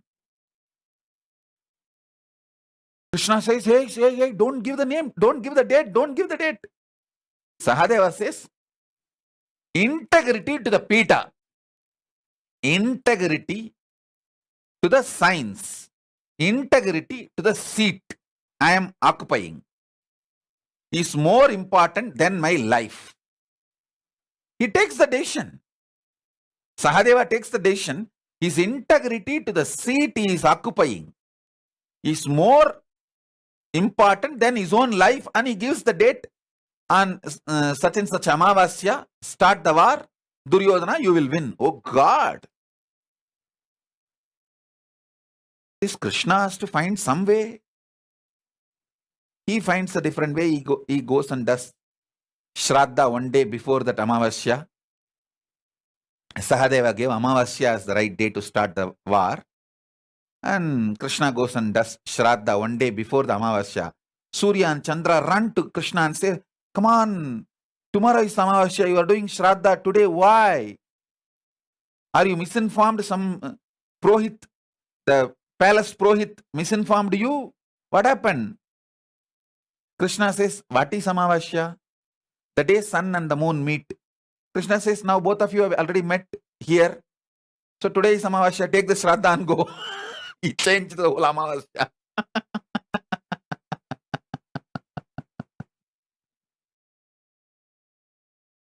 I understand what all Krishna has to go through to keep the whole thing together.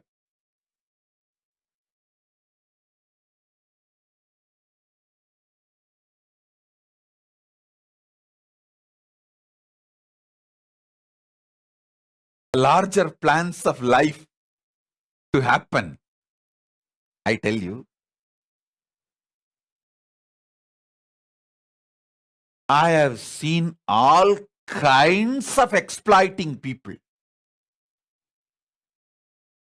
But I will never stop giving. I may protect Kailasa from these criminals and culinaries attacking. I'll protect. With the grace of Paramashiva, I'll protect myself and Kailasa. But I'll never stop giving. I have seen all kinds of cheats and exploits. People who come like a great disciples, dedicated to serve me. And within few weeks or months, they will try to start doing politics, try to see who are all the fault lines with whom they can network and make a gang and evolve as a power center without taking the responsibility and evolving in the Kailasa structure, playing politics and evolving Kailasa structure. Because in any organization, there will be someone who is interested in money. These culinaries, I have seen how these culinaries work. If someone is interested in money, they'll tell, hey, don't worry, I'll get you the contractor who will give you 50% commission. If somebody is interested in name and fame, not money, don't worry, I'll get you the best name, award, everything inside Sangha. I'll project you as the great person. I can play that game. There will be some people naturally interested in some low-level pleasures, either food or sex, this kind of drugs. These culinaries, they know how to network with them. And they will provide all those things for them. Become a demonic political centers, political power centers, demonic centers. And try to take over the Kailasa. I have seen all kinds of people. Criminals, criminally negligent, people who use Kailasa for everything they want and just disappear if there is even a small weather change, not even a tsunami, just weather change. I have seen all kinds of people. But still, I tell you, even these culinaries, drohis, when they come, I'll accept them shamelessly. I'll protect the Kailasa. I will not allow them to exploit or destroy. But I will not reject. I will not give up. Because I am fundamentally superconscious mutation manifestation of Paramashiva. Absolute life positivity. Looking at everyone as the possibility of Paramashiva.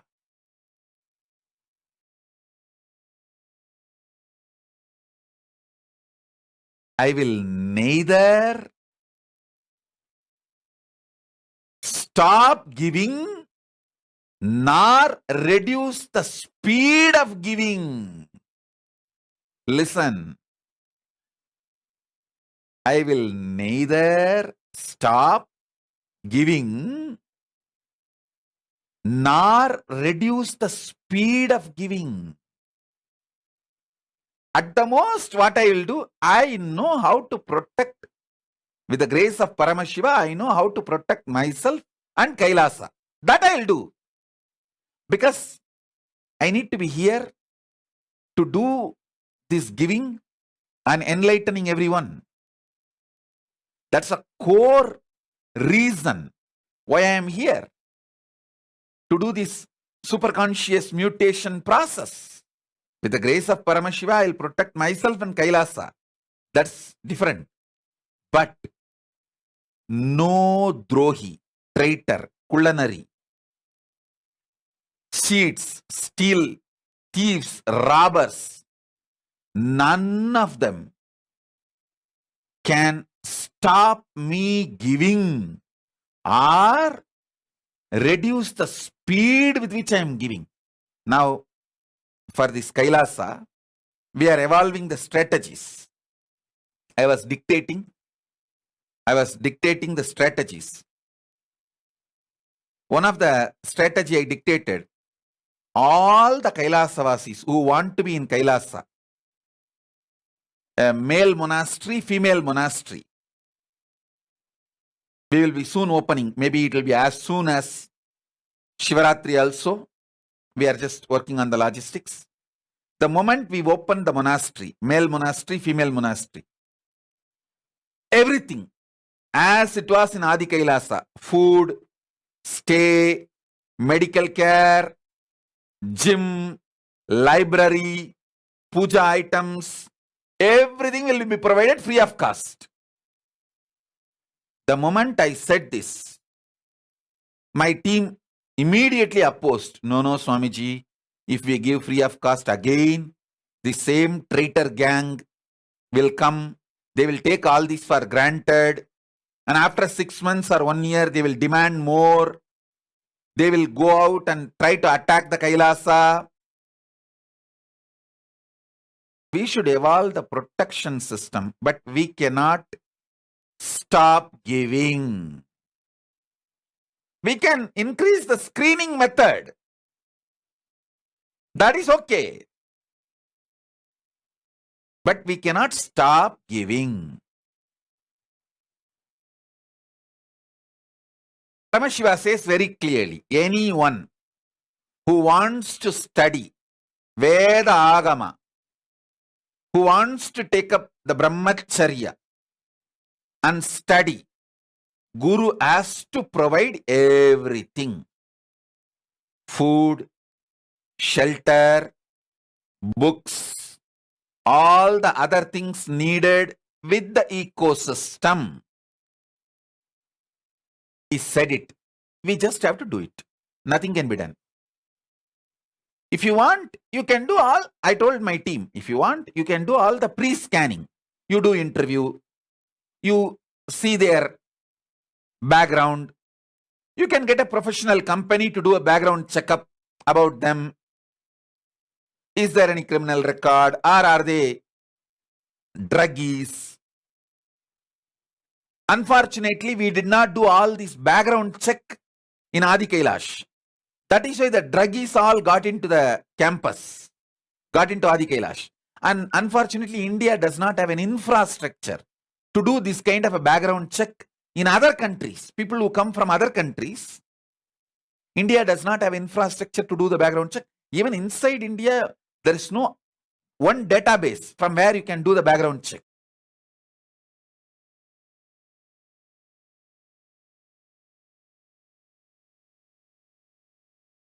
So India did not have the database or the possibility. Here, I told the team, you can hire a company or an agency which will do background check.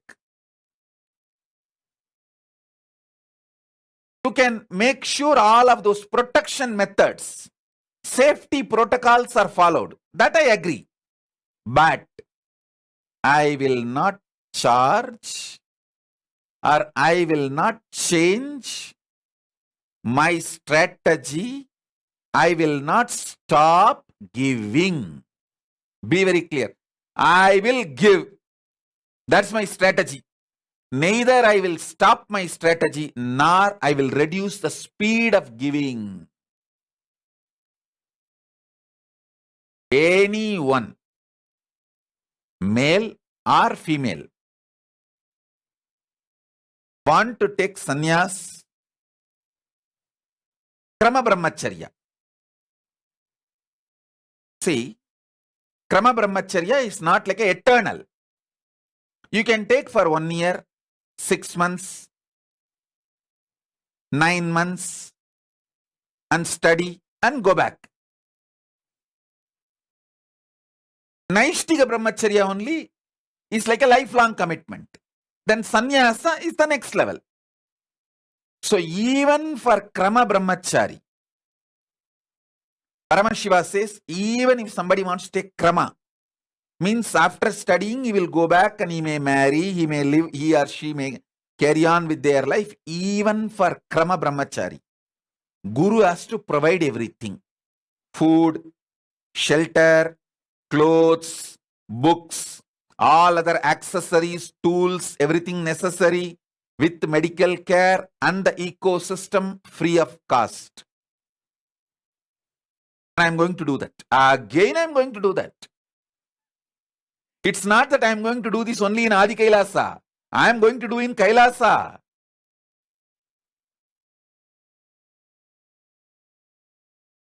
I will neither reduce the speed of giving nor stop giving. I'll make it very clear. Because I am the manifestation of Paramashiva's superconscious mutation. By very nature, this is the way I will exist.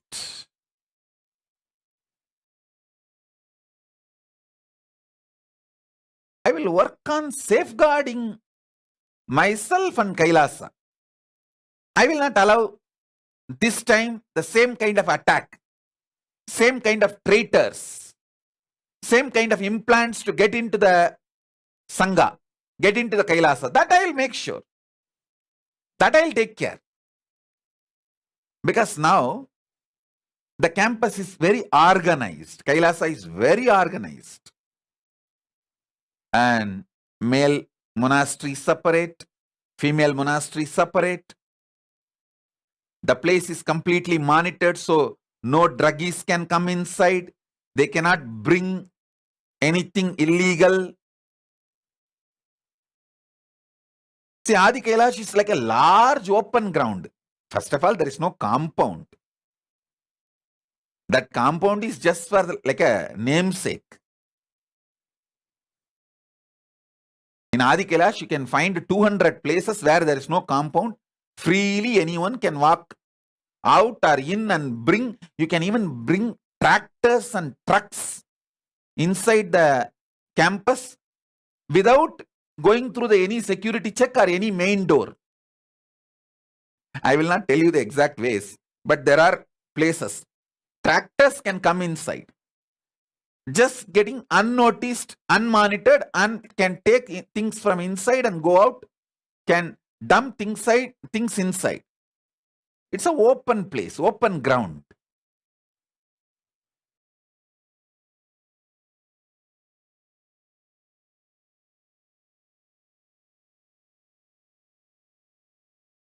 So that was the reason many of these traitors and criminals were able to get in and execute their plans of stealing, robbing, implanting, all illegal acts, and frighten the administration, terrorize the administrators. I'm telling you, these traitors, criminals, they threaten administrators. If you guys don't budge for us, we will create problem. We will bring illegal things inside and plant inside the campus. You guys will not even know how it came inside and got planted. And we will put the Sangha into legal mess. They threaten directly. I have seen all kinds of people. I have seen all kinds of people. But that does not mean I am going to stop giving. I will not reduce my hospitality. Because I am superconscious manifestation of Paramashiva. Puneet Gera is asking, can married couples also learn Veda? You can learn from where you are. In Kailasa, I am the first opening is going to be for male sannyasis and female sannyasis. Only for the sannyas order I am going to open. First phase.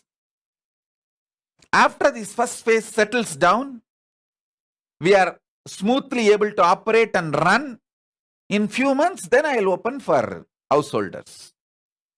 Because when the householders come, their kids come, we need to provide everything for the kids and kids studying, kids Gurukul, all that. It's a huge infrastructure work which is going on. Once this sannyasi team settles down, I'll do that next. This time we will do a thorough security check, background check.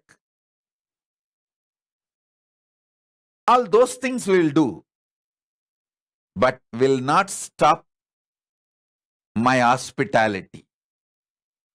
I will provide everything. Actually, this time, the Kailasa infrastructure is evolving such a way. We learned from all our 25 years of experience. We become experts. We have become experts. All our expertization we have put together, made a real Kailasa, most beautiful place. Best temple structure where deities directly speak to you. Best gym, yogalaya. The gym alone is almost like a $2 million, $2 million US dollar worth gym. For men, separately $2 million. For women, separately $2 million worth gym. Then Malakamba for yoga, Kundalini, rope yoga, ropes, everything.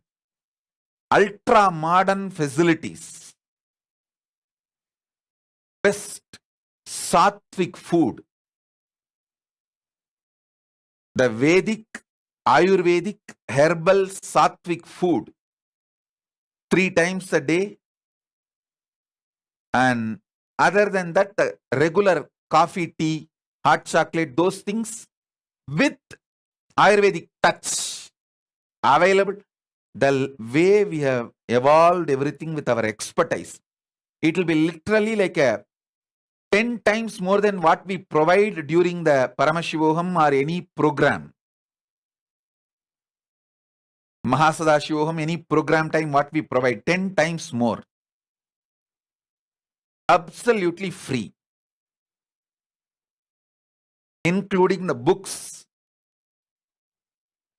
puja material, everything. All we care now is continue to serve best way with absolutely protecting the ecosystem.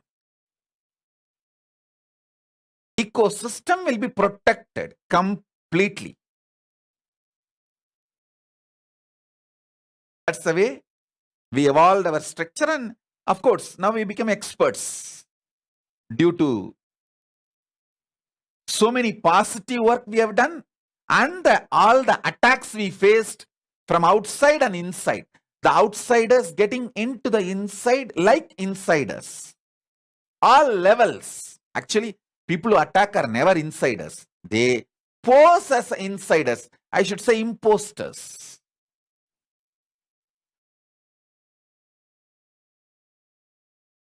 Our expertise is really helping us now.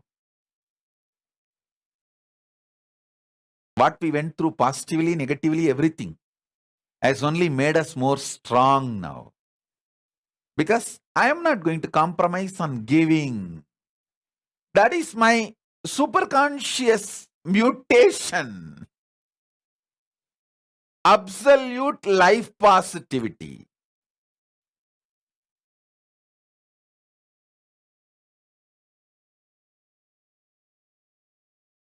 Paramashiva's superconscious mutation manifestation is me. I can't change my core.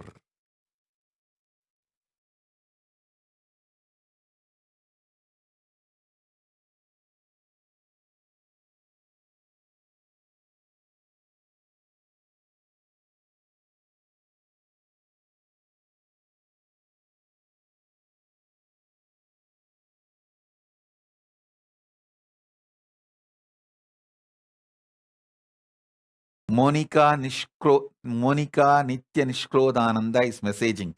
Swamiji, I would like this to be my path. I want to be there eventually with your blessings. I would like this lineup. Would love if Kogan would be with me too. Monica Nitya Nishkrodananda. First thing I want to tell you, you are a real sincere devotee. For you, I will give the exemption. You can be here in Kailasa with the kid, Kohen also. Not only you are not a threat to Kailasa, you are a big support to Kailasa. You will actually monitor people. You will work for my side. You will be like a police. You will be like a police for Kailasa, protecting Kailasa. I know you. I accept you, and you will be. I'll make sure you are part of the Kailasa sooner. With your child, both of you.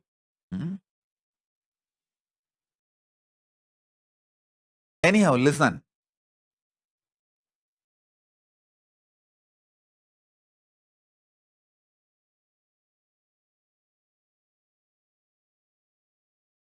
The people who attacked us from outside, inside, imposters, terrorists, drohis, conspirators, thieves, robbers, serial rapists, druggies, all these gang. The only expectation they had is somehow they will shut this great mission of Kailasa. Not only they failed utterly and bitterly, they are not even able to reduce my speed, my way of thinking, my way of giving. Now, I have decided, and I am already doing, I have started giving 100 times higher quality products with more speed to more people.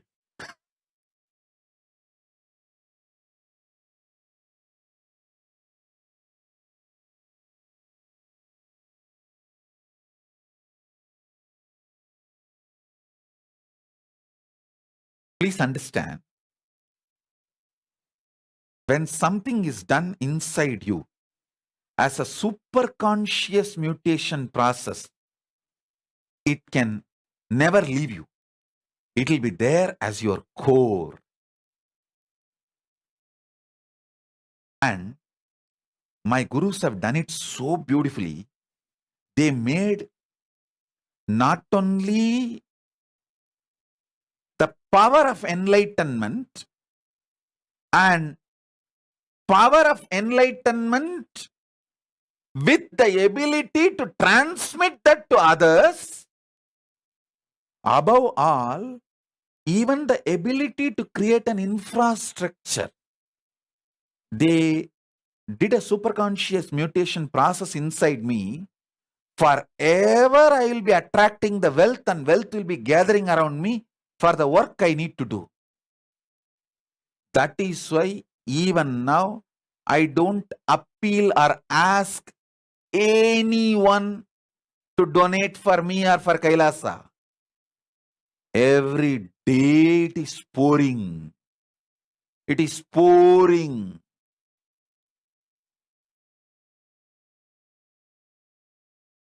The other day I was reading a news. Somebody wrote a will to Venkateshwara temple, few crore property, and they went and offered, after that person died, that will, as per the will, that property was offered to Venkateshwara temple. It was there all over the news. It was there as a news everywhere in the media. When I read that news, I thought, what is there in this to make it as a big news? Because I receive like these properties every week. Just the other day, a few days before, Sri Pranavananda comes and tells me, head of the Woman Adinam, is heading the Woman Adinam and this Nirahara Samyama. All the Goshalas all over the world, Kailasa, all Goshalas are under him. He takes care of all Goshalas. He takes care of all the Nirahara Samyama and he takes care of the Oman Adinam. He came and told the Sangha that his father wrote a will, some $1 million property. It's at least worth of $1 million US in India. His father wrote a will that this property should go to Swamiji, and he left the body. He already reached Kailasa. He already is in Kailasa. He left the body. He came and handed over that will. And we saw it's a huge house. Huge property. At least $1 million worth. As per today's market value. So I thought, this is happening every day, every week. Some or other are coming and giving. What is there in this to become a big news? Only when I saw that Tirumala Tirupati news, I thought, I think even we should start publishing. I actually asked one of the persons who are involved in the Tirumala administration, can you tell me the logic behind making this as a news? He said, Swamiji, this way we are encouraging more and more people to donate. I thought, oh, then okay. Otherwise, it doesn't seem to be a big news. For the kind of organization, Tirumala Tirupati Devasthanam, one person writing a will and that property coming to the temple after that person passed away, how can this be a news? He said, Swamiji, this is the way we are encouraging. I am not even doing that kind of an encouraging. Today I told this just to mention.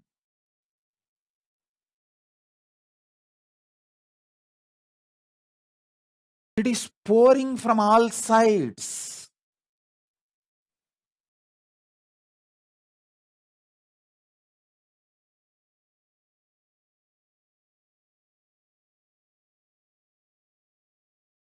I tell you,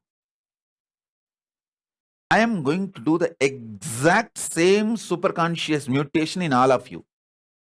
You will all have enlightenment, powers of Paramashiva. Constantly you will be attracting the wealth around you for the work you need to do. Constantly you will be attracting all the infrastructure you need, like a right team, right family, right happy people, right people who are in tune, without compromising on your core.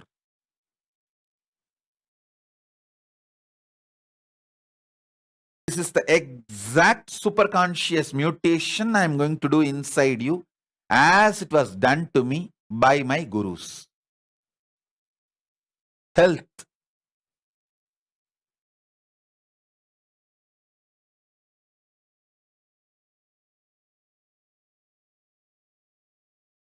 The way this body is functioning,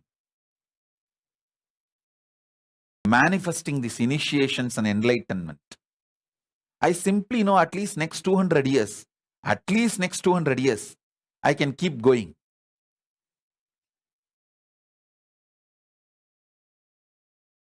Healthily, I can keep going.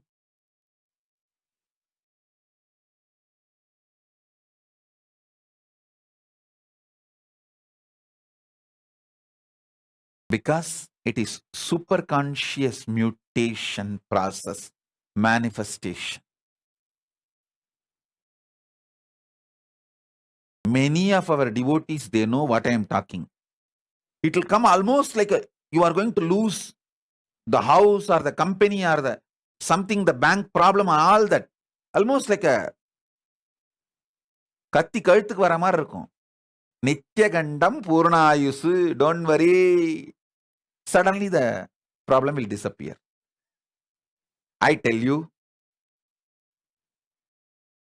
understand the difference between problems and situations. When Guru is there with you, everything is only situation. There is no such thing as a problem. When Guru is not with you, even small situation is a problem because you can't handle it. You can't solve it on you don't know how to solve it, even a small situation is a problem. When Guru is with you, worst problems are also just situations, nothing else. Guru makes even the worst problems just as a situation and solves it. Understand this one thing. With Guru, nothing called problem. Everything is just situation.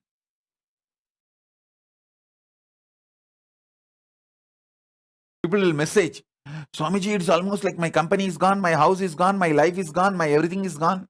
Don't worry. Do this. Just do that. Message me after 48 hours. That's all. Swamiji, problem got solved. I'm okay. Everything is okay. With Guru, even the greatest problems becomes just situations. Need to be handled. That's all. That's all.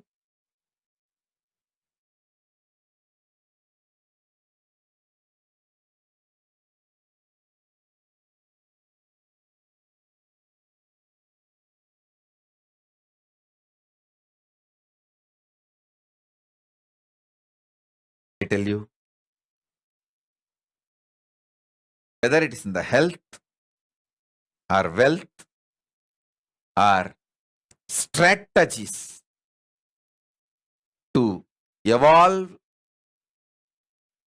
enlightenment, powers of enlightenment, Paramashivatva, anything. Superconscious mutation process done on me by Paramashiva himself. As Arunagiri Yogishwara, my Guru, and my Guru Parampara, and the ecosystem. Tiruvannamalai has all the three. Guru, Linga, Sangha.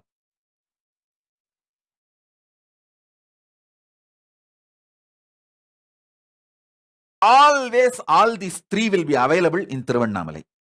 Guru, Linga, Sangha.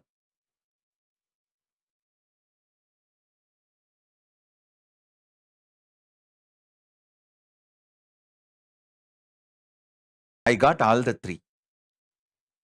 Paramashiva himself came as Guru, Arunagiri Yogishwara, and my Gurus, all the other Gurus, the Guru Parampara.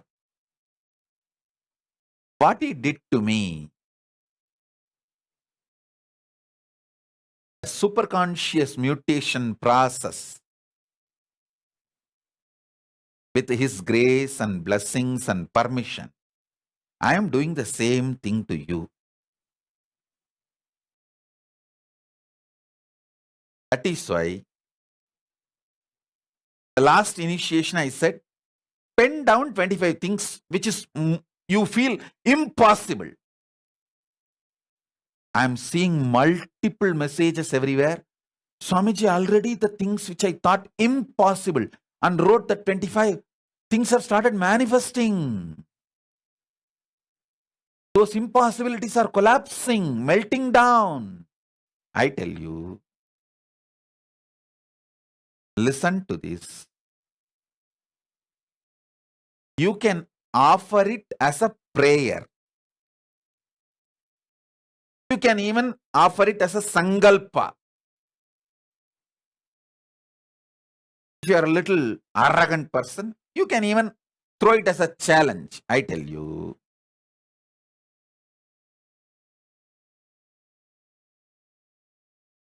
Paramashiva is really interested in proving himself to you so that you will start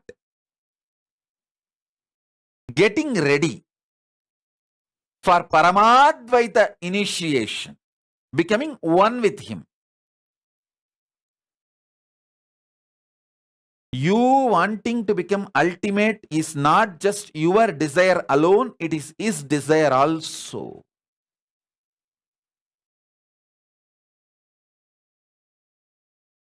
That is why So boldly I am saying, pen down the 25, which you think impossible in your life, and keep it under the Atmalinga now. Not only Atmalinga will stand erect, straight up, he will radiate the energy and he will fulfill all the 25.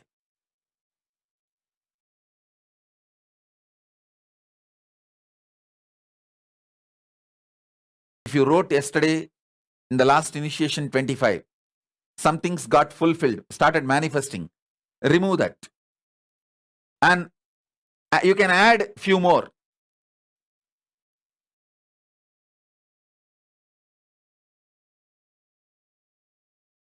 If 3 or 4 is done, you can add 3, 4 more and keep. I tell you, what you think as impossible, that makes you feel too cheap about yourself. Your low self inner image is because of your impossibilities.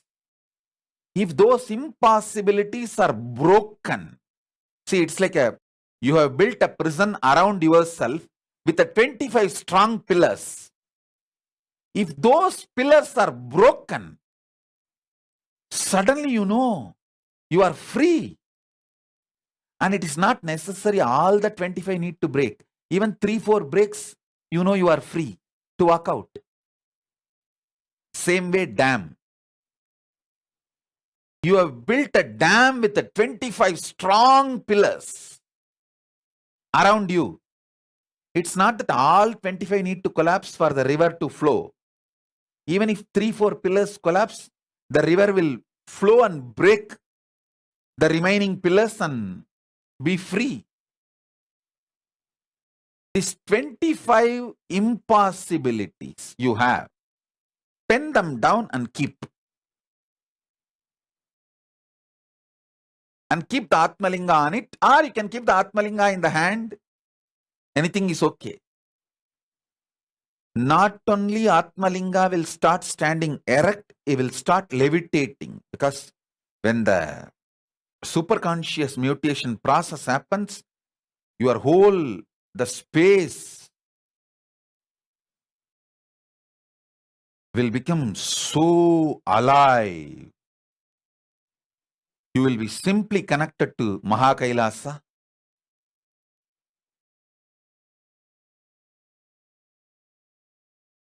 It is beyond any words, imaginations. It is experiential. Actually, when your Atmalinga stands erect, and standing erect itself you know the initiation is happening and power manifestation is happening. When it starts levitating, then you know simply the superconscious mutation is happening. Your logic will say, your negativity, life negativity, SDHD, logic, everything will say, okay, sir, bye, Sahib. Now, your guru is directly with you. I can't do anything more. I'll go and see somebody else. The delusion Maya will leave and it will go and work with somebody else who are inviting them. After all, the delusion is too busy. Too many people want. He will say goodbye to you and go to carry on. So understand,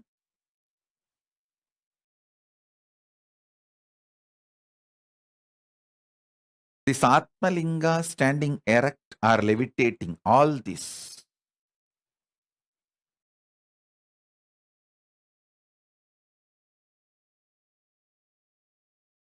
simply to show you how the superconscious mutation process is happening.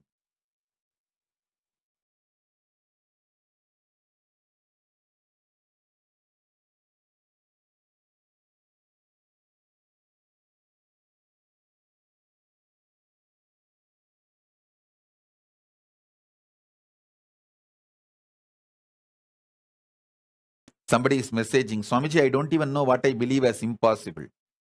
It means already your impossibilities have started breaking. Don't you see? People suffer with impossibilities. It has already started melting in you.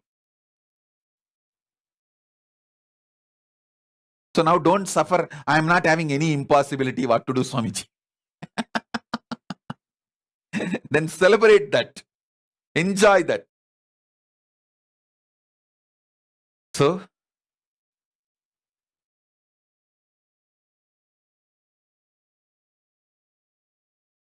I'll enter into initiation now.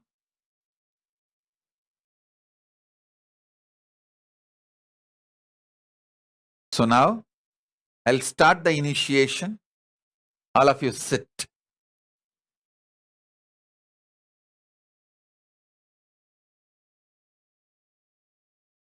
You can keep your Atmalinga between your palms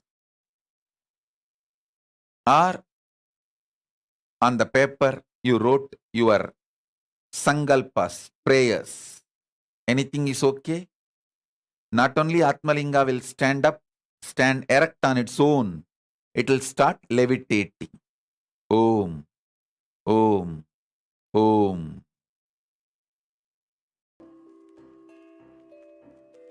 Sit straight. If you can sit in Batmasana, sit in Batmasana.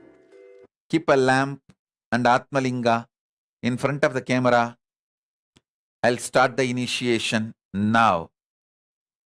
Om, Om, Om. Om. Shiva, Shiva, Shiva, Shiva, Shiva, Shiva, Shiva, Shiva, Shiva, Shiva, Shiva. Like he always did, he created a buzz with the simple blink of an eyelid. As a village boy and the president, running a nation 110%. The golden Raja with the jasmine scent, the holy Godzilla, the ego killer. The pure truth to the world he presents. He's the true master, the real karma blaster. A dose of his truth fills you with fire, raises you to Kailasa. Higher and higher, simple Shakti pod you straight into bliss. All incompletions are completely dismissed. I am the Paramashiva, Shiva. The me in the me is in you as me. You are the Paramashiva, Shiva. You in the you sees you in me. We are the Paramashiva, Shiva. Living in Kailasa, the place to be. Nithyananda Paramashiva brought Kailasa back on the map. With a flag, a bang, done deal, it's a wrap. No gap, cheering, clap, cause he's jacked. The true Guruji is back, that's a fact. The bliss of the avatar gets unwrapped. Sous toutes ses formes, il se manifeste. Il est conscience, partout imprégné. Existence immaculée, il est céleste. Pourtant incarné dans la réalité. Il célèbre son existence dans l'unité. Existant dans le présent et non dans le passé. Irradiant l'extase éternelle, félicité. Une bénédiction, une dose de bliss en condensé. Éternel et donc toujours présent, jamais en arrière, toujours en avant, innocent et donc toujours puissant, inébranlable, volonté persistante. I am the Paramashiva, Shiva. The me in the me is in you as me. You are the Paramashiva, Shiva. You in the you sees you in me. We are the Paramashiva, Shiva. Living in Kailasa, the place to be. Nithyananda Paramashiva brought Kailasa back on the map. With a flag, a bang, done deal, it's a wrap. No gap, cheering, clap, cause he's jacked. The true Guruji is back, that's a fact. The bliss of the avatar gets unwrapped. By the power of his being, he ascends the throne. As he makes things happen, and always will. In the enlightened space, by his gurus he was grown. Oozing out of compassion, as he's always filled. Like a lion, in the zone he owns. From his fearless roar, let the truth be shown. Poof, like magic, ignorance is blown. While the pure space of enlightenment is grown. As a glorious king, straight on the throne. The cherry on top, just like a gemstone. He sits in the space, fresher than cologne. Having Shakti flowing through his backbone. I am the Paramashiva, Shiva. The me in the me is in you as me. You are the Paramashiva, Shiva. You in the you sees you in me. We are the Paramashiva, Shiva. Living in Kailasa, the place to be. Nithyananda Paramashivam brought Kailasa back on the map. With a flag, a bank, done deal, it's a wrap, no gap. Cheering, clap, cause he's jacked. The true Guruji is back, that's a fact. The bliss of the avatar gets unwrapped.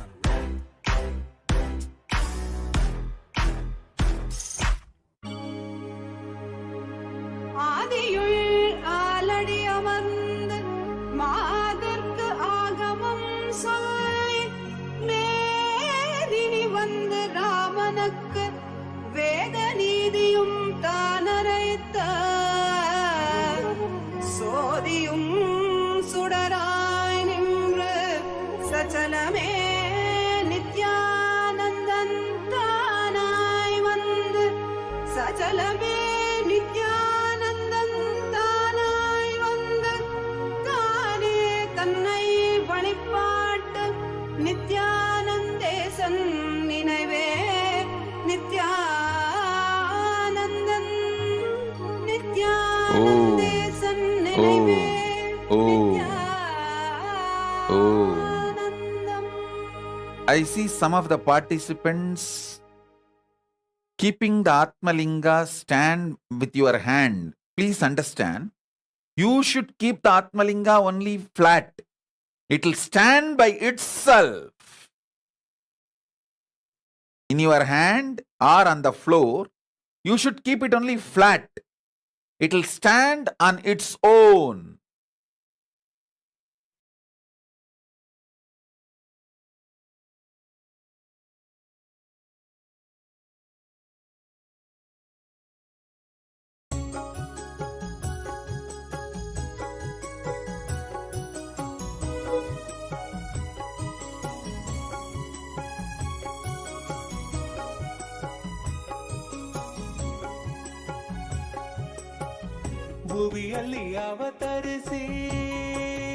Please do not make the Atmalinga stand by your hand. Means you can't keep it straight.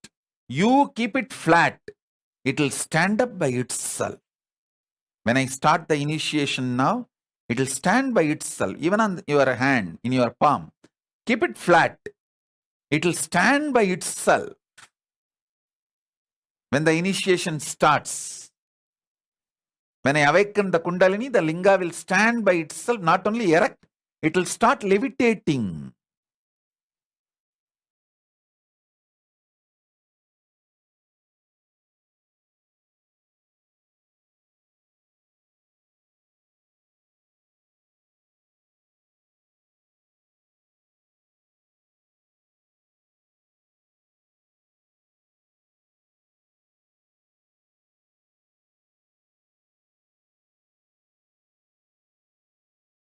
Adil Hamid, Parameshtiananda, you should know very clearly. Unless you go back to Adi Kailasa and do Prayaschitta, you will not be able to enter into Mahakailasa or any of my other Kailasas. You should know it very clearly. Don't think directly you can use my compassion and enter into Mahakailasa directly. No. Anyone who left Adi Kailasa unceremoniously, either ganged up with traitors or just remained neutral without defending Adi Kailasa. If you have not defended Adi Kailasa and remained neutral, also you are criminally negligent. Criminally negligent Hindus also have to go back to Adi Kailasa, do Prayaschitta, get trained. Only then you can think of entering into Mahakailasa.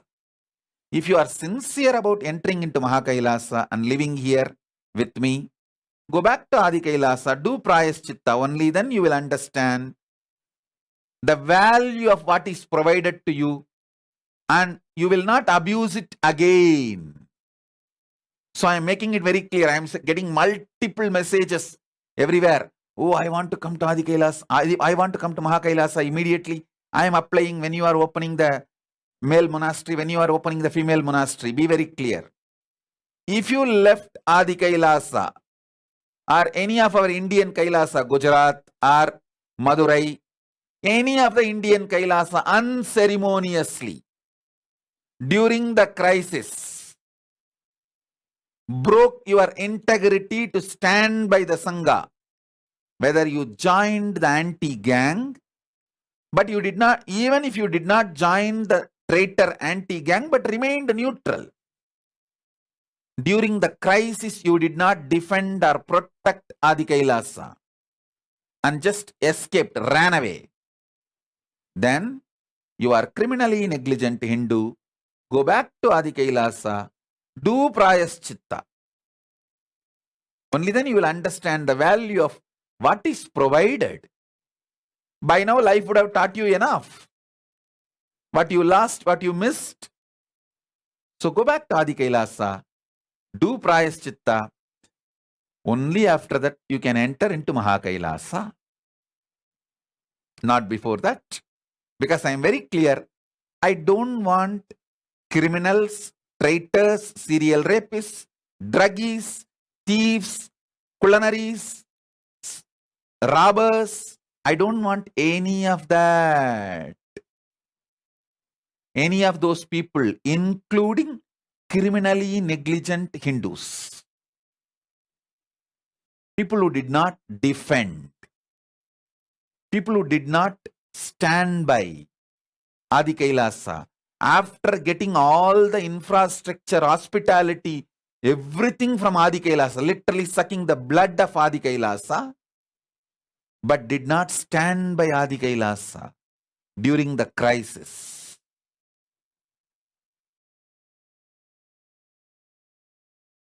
Those criminally negligent Hindus also have to go back to Adi Kailasa, do Prayaschitta. Only then you will be able to reach Mahakailasa. Mahakailasa, I am going to provide best things. Actually, in Mahakailasa, my room does not even have a door. I don't sleep in a closed room. So anyone can walk directly to me and talk anything. That's the way I made the structure. In the main hall of Mahakailasa, I have my swing. People who stay in Mahakailasa, they have rooms. But I don't have room. I stay in the hall, public hall, where I just sit seeing the ocean and the snow-covered hill. Now you can go on Google. Oh, where is the snow-covered hill and the ocean together? That is where Mahakailasa is. Search. One side I can see the snow-covered hill, the other side the ocean. That's the way Mahakailasa is. So there is a beautiful hall, where in the center of the hall my swing is. I don't have a locked room. My deities just sit next to me. Anyone who stays in Mahakailasa can straight walk up to me at any time 24/7 and talk anything they want, ask anything they want. So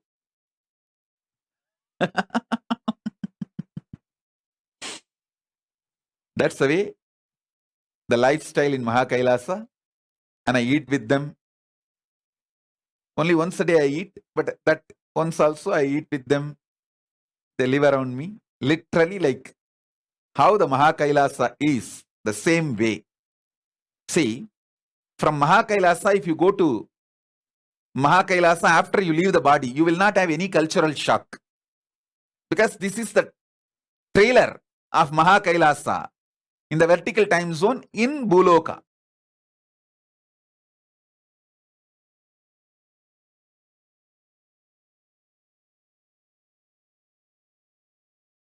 Saurav Aneja is putting the message.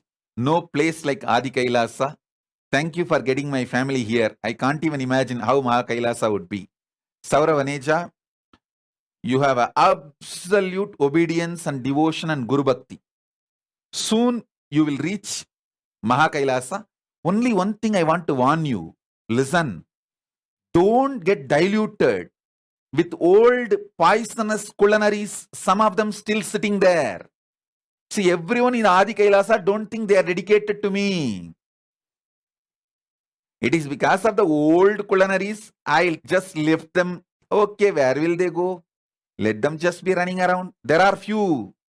Still, some of the culinaries, traitors who are not absolutely integrated or who are evolving, struggling, those kind of people are there. Don't gang up with them. Don't set them as your standard.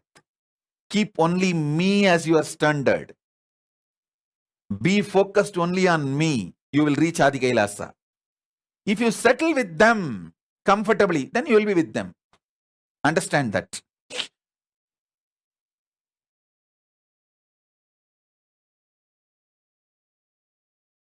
That's the only warning I want to give you, Saurav. Keep the high spirit of Tyaga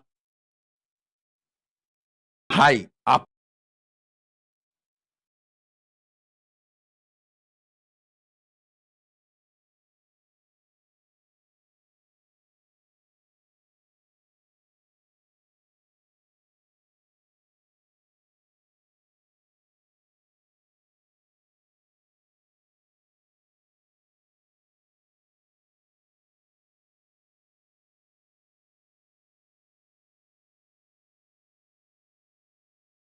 Om. Yes. We'll start the initiation. Om. Om. Om. Om.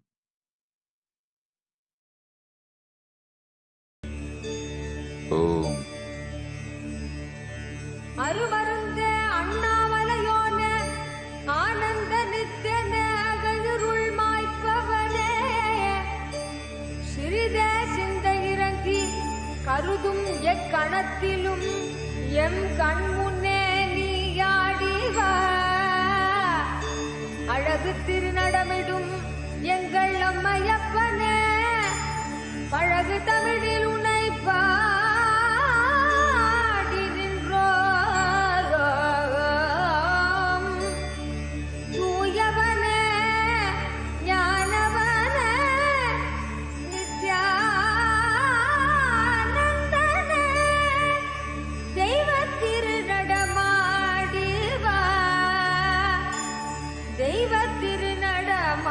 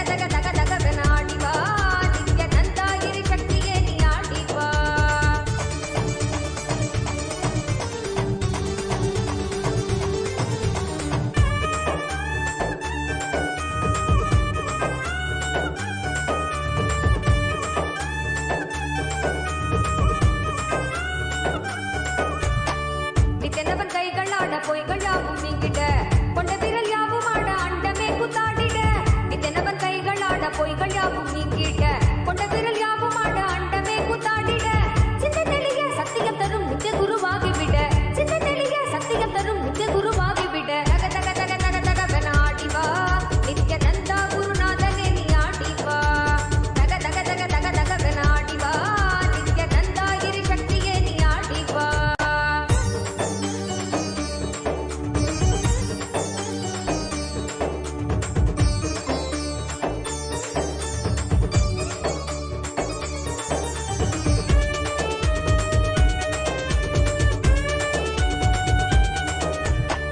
மேகாலயாய் திரண்ட நித்தனவன் கூந்தலாட வேகமதில் தேங்கும் எந்த திராநோயும் சேர்ந்து விட நின்றவனை எங்கும் உயிர்க்காக நீயும் ஆட வேண்டும் நித்யனே நீ ஆடி ஆடிவா மேகாலயாய் திரண்ட நித்தனவன் கூந்தலாட வேகமதில் தேங்கும் எந்த திராநோயும் சேர்ந்து விட நின்றவனை எங்கும் உயிர்க்காக நீயும் ஆட வேண்டும் நித்யனே நீ ஆடி ஆடிவா தாரில் குழையாட மனக்கள்ளங்கள் யாவும் ஓட தேடும் அந்த ஞானம் தரும் தான பதையில் கூட உன்னை சேர்த்திட ஞானத்தில் ஆண்டிட ஞானமும் கொண்டு விட தக தக தக தக தகவன ஆடிவா நித்யநந்தா குருநாதனே நீ ஆடிவா தக தக தக தக தகவன ஆடிவா நித்யநந்தா கிரி சக்தியே நீ ஆடிவா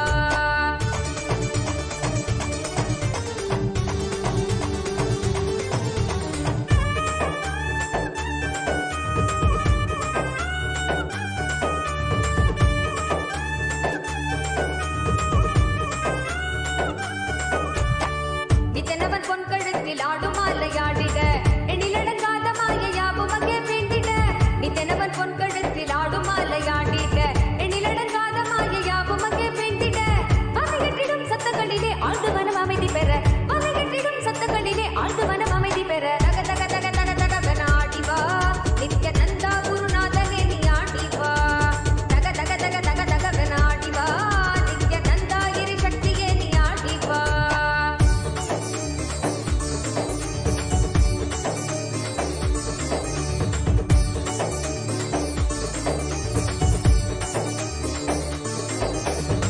விண்ணுமணி மகுடமாட மெய்மையாவும் ஓங்கிட்ட தங்க உத்திராட்சமாட தீமையாவும் நீங்கிட்ட விண்ணுமணி மகுடமாட மெய்மையாவும் ஓங்கிட்ட தங்க உத்திராட்சமாட தீமையாவும் நீங்கிட்ட அச்சம் கொன்றிட ஆசை வென்றிட அழுவன மடக்கிவிட அச்சம் கொன்றிட ஆசை வென்றிட அழுவன மடக்கிவிட தக தக தக தக தகவன ஆடிவா நித்யநந்தா குருநாதனே நீ ஆடிவா தக தக தக தக தகவன ஆடிவா நித்யநந்தா கிரி சக்தியே நீ ஆடிவா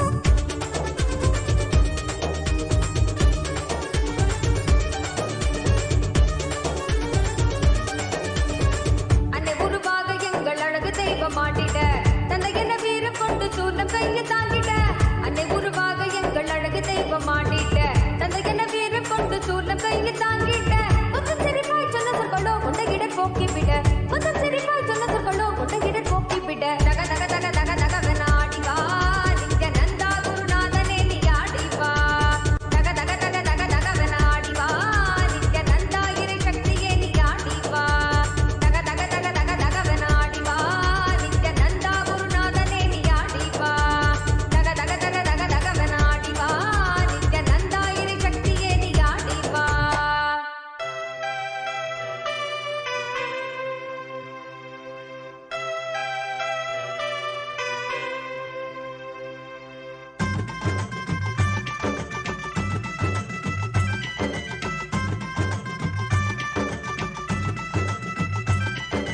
नित्यानंद नित्य साथ स्वरूपणे नित्यानंद नित्य साथ स्वरूपणे कमला नयन देवादिदेवा नित्यानंद नित्य साथ स्वरूपणे कमला नयन देवादिदेवा नित्यानंदा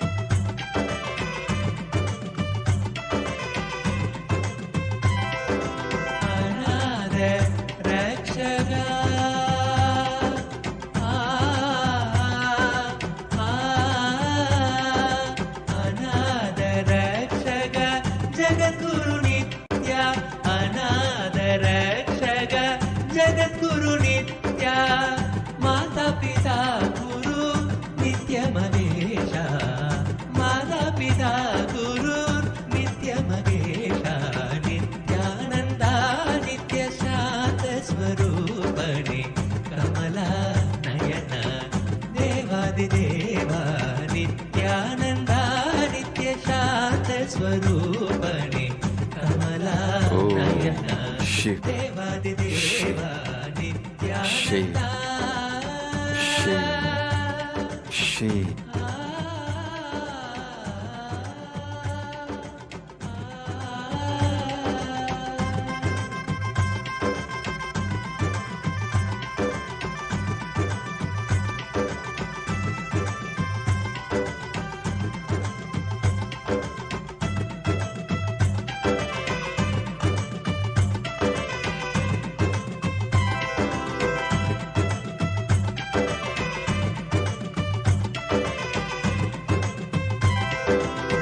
ब्रह्मा विष्णु हर हर महादेव आदि पराशक्ति नित्य पराशक्ति ब्रह्मा विष्णु हर हर महादेव आदि पराशक्ति नित्य पराशक्ति अखिल जगत की नित्या अखिल जगत की नित्या दया शंकर सांब शिवो शंभो नित्य शिवो शंभो सांब शिवो शंभो नित्य शिवो शंभो नित्यानंदा नित्य शांत स्वरूपणे कमला नयना देवादिदेवा नित्यानंदा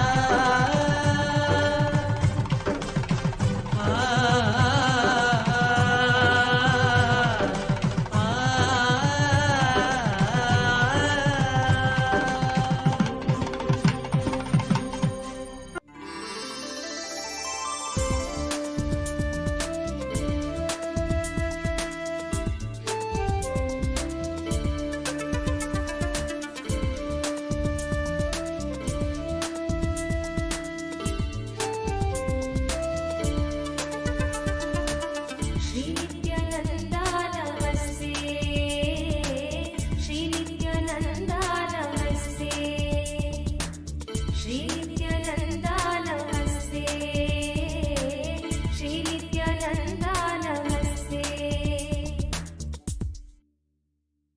गलद्दानगण्डं मिलद्भृङ्गषण्डं चलच्चारुषुण्डं जगत्प्राणशौण्डं कलद्दन्तकाण्डं विपद्भङ्गचण्डं शिवप्रेमपिण्डं भजे वक्रतुण्डं श्री नित्यानन्दा नमस्ते श्री नित्यानन्दा नमस्ते श्री नित्यानन्दा नमस्ते श्री नित्यानन्दा नमस्ते अनाद्यन्तमाद्यं परं तत्त्वमर्थं चिदाकारमेकं तुरीयं त्वमेयं हरिब्रह्मभृग्यं परब्रह्मरूपं मनोवागतीतं महर्षैवमीडे श्री नित्यानन्दा नमस्ते श्री नित्यानन्दा नमस्ते श्री नित्यानन्दा नमस्ते श्री नित्यानन्दा नमस्ते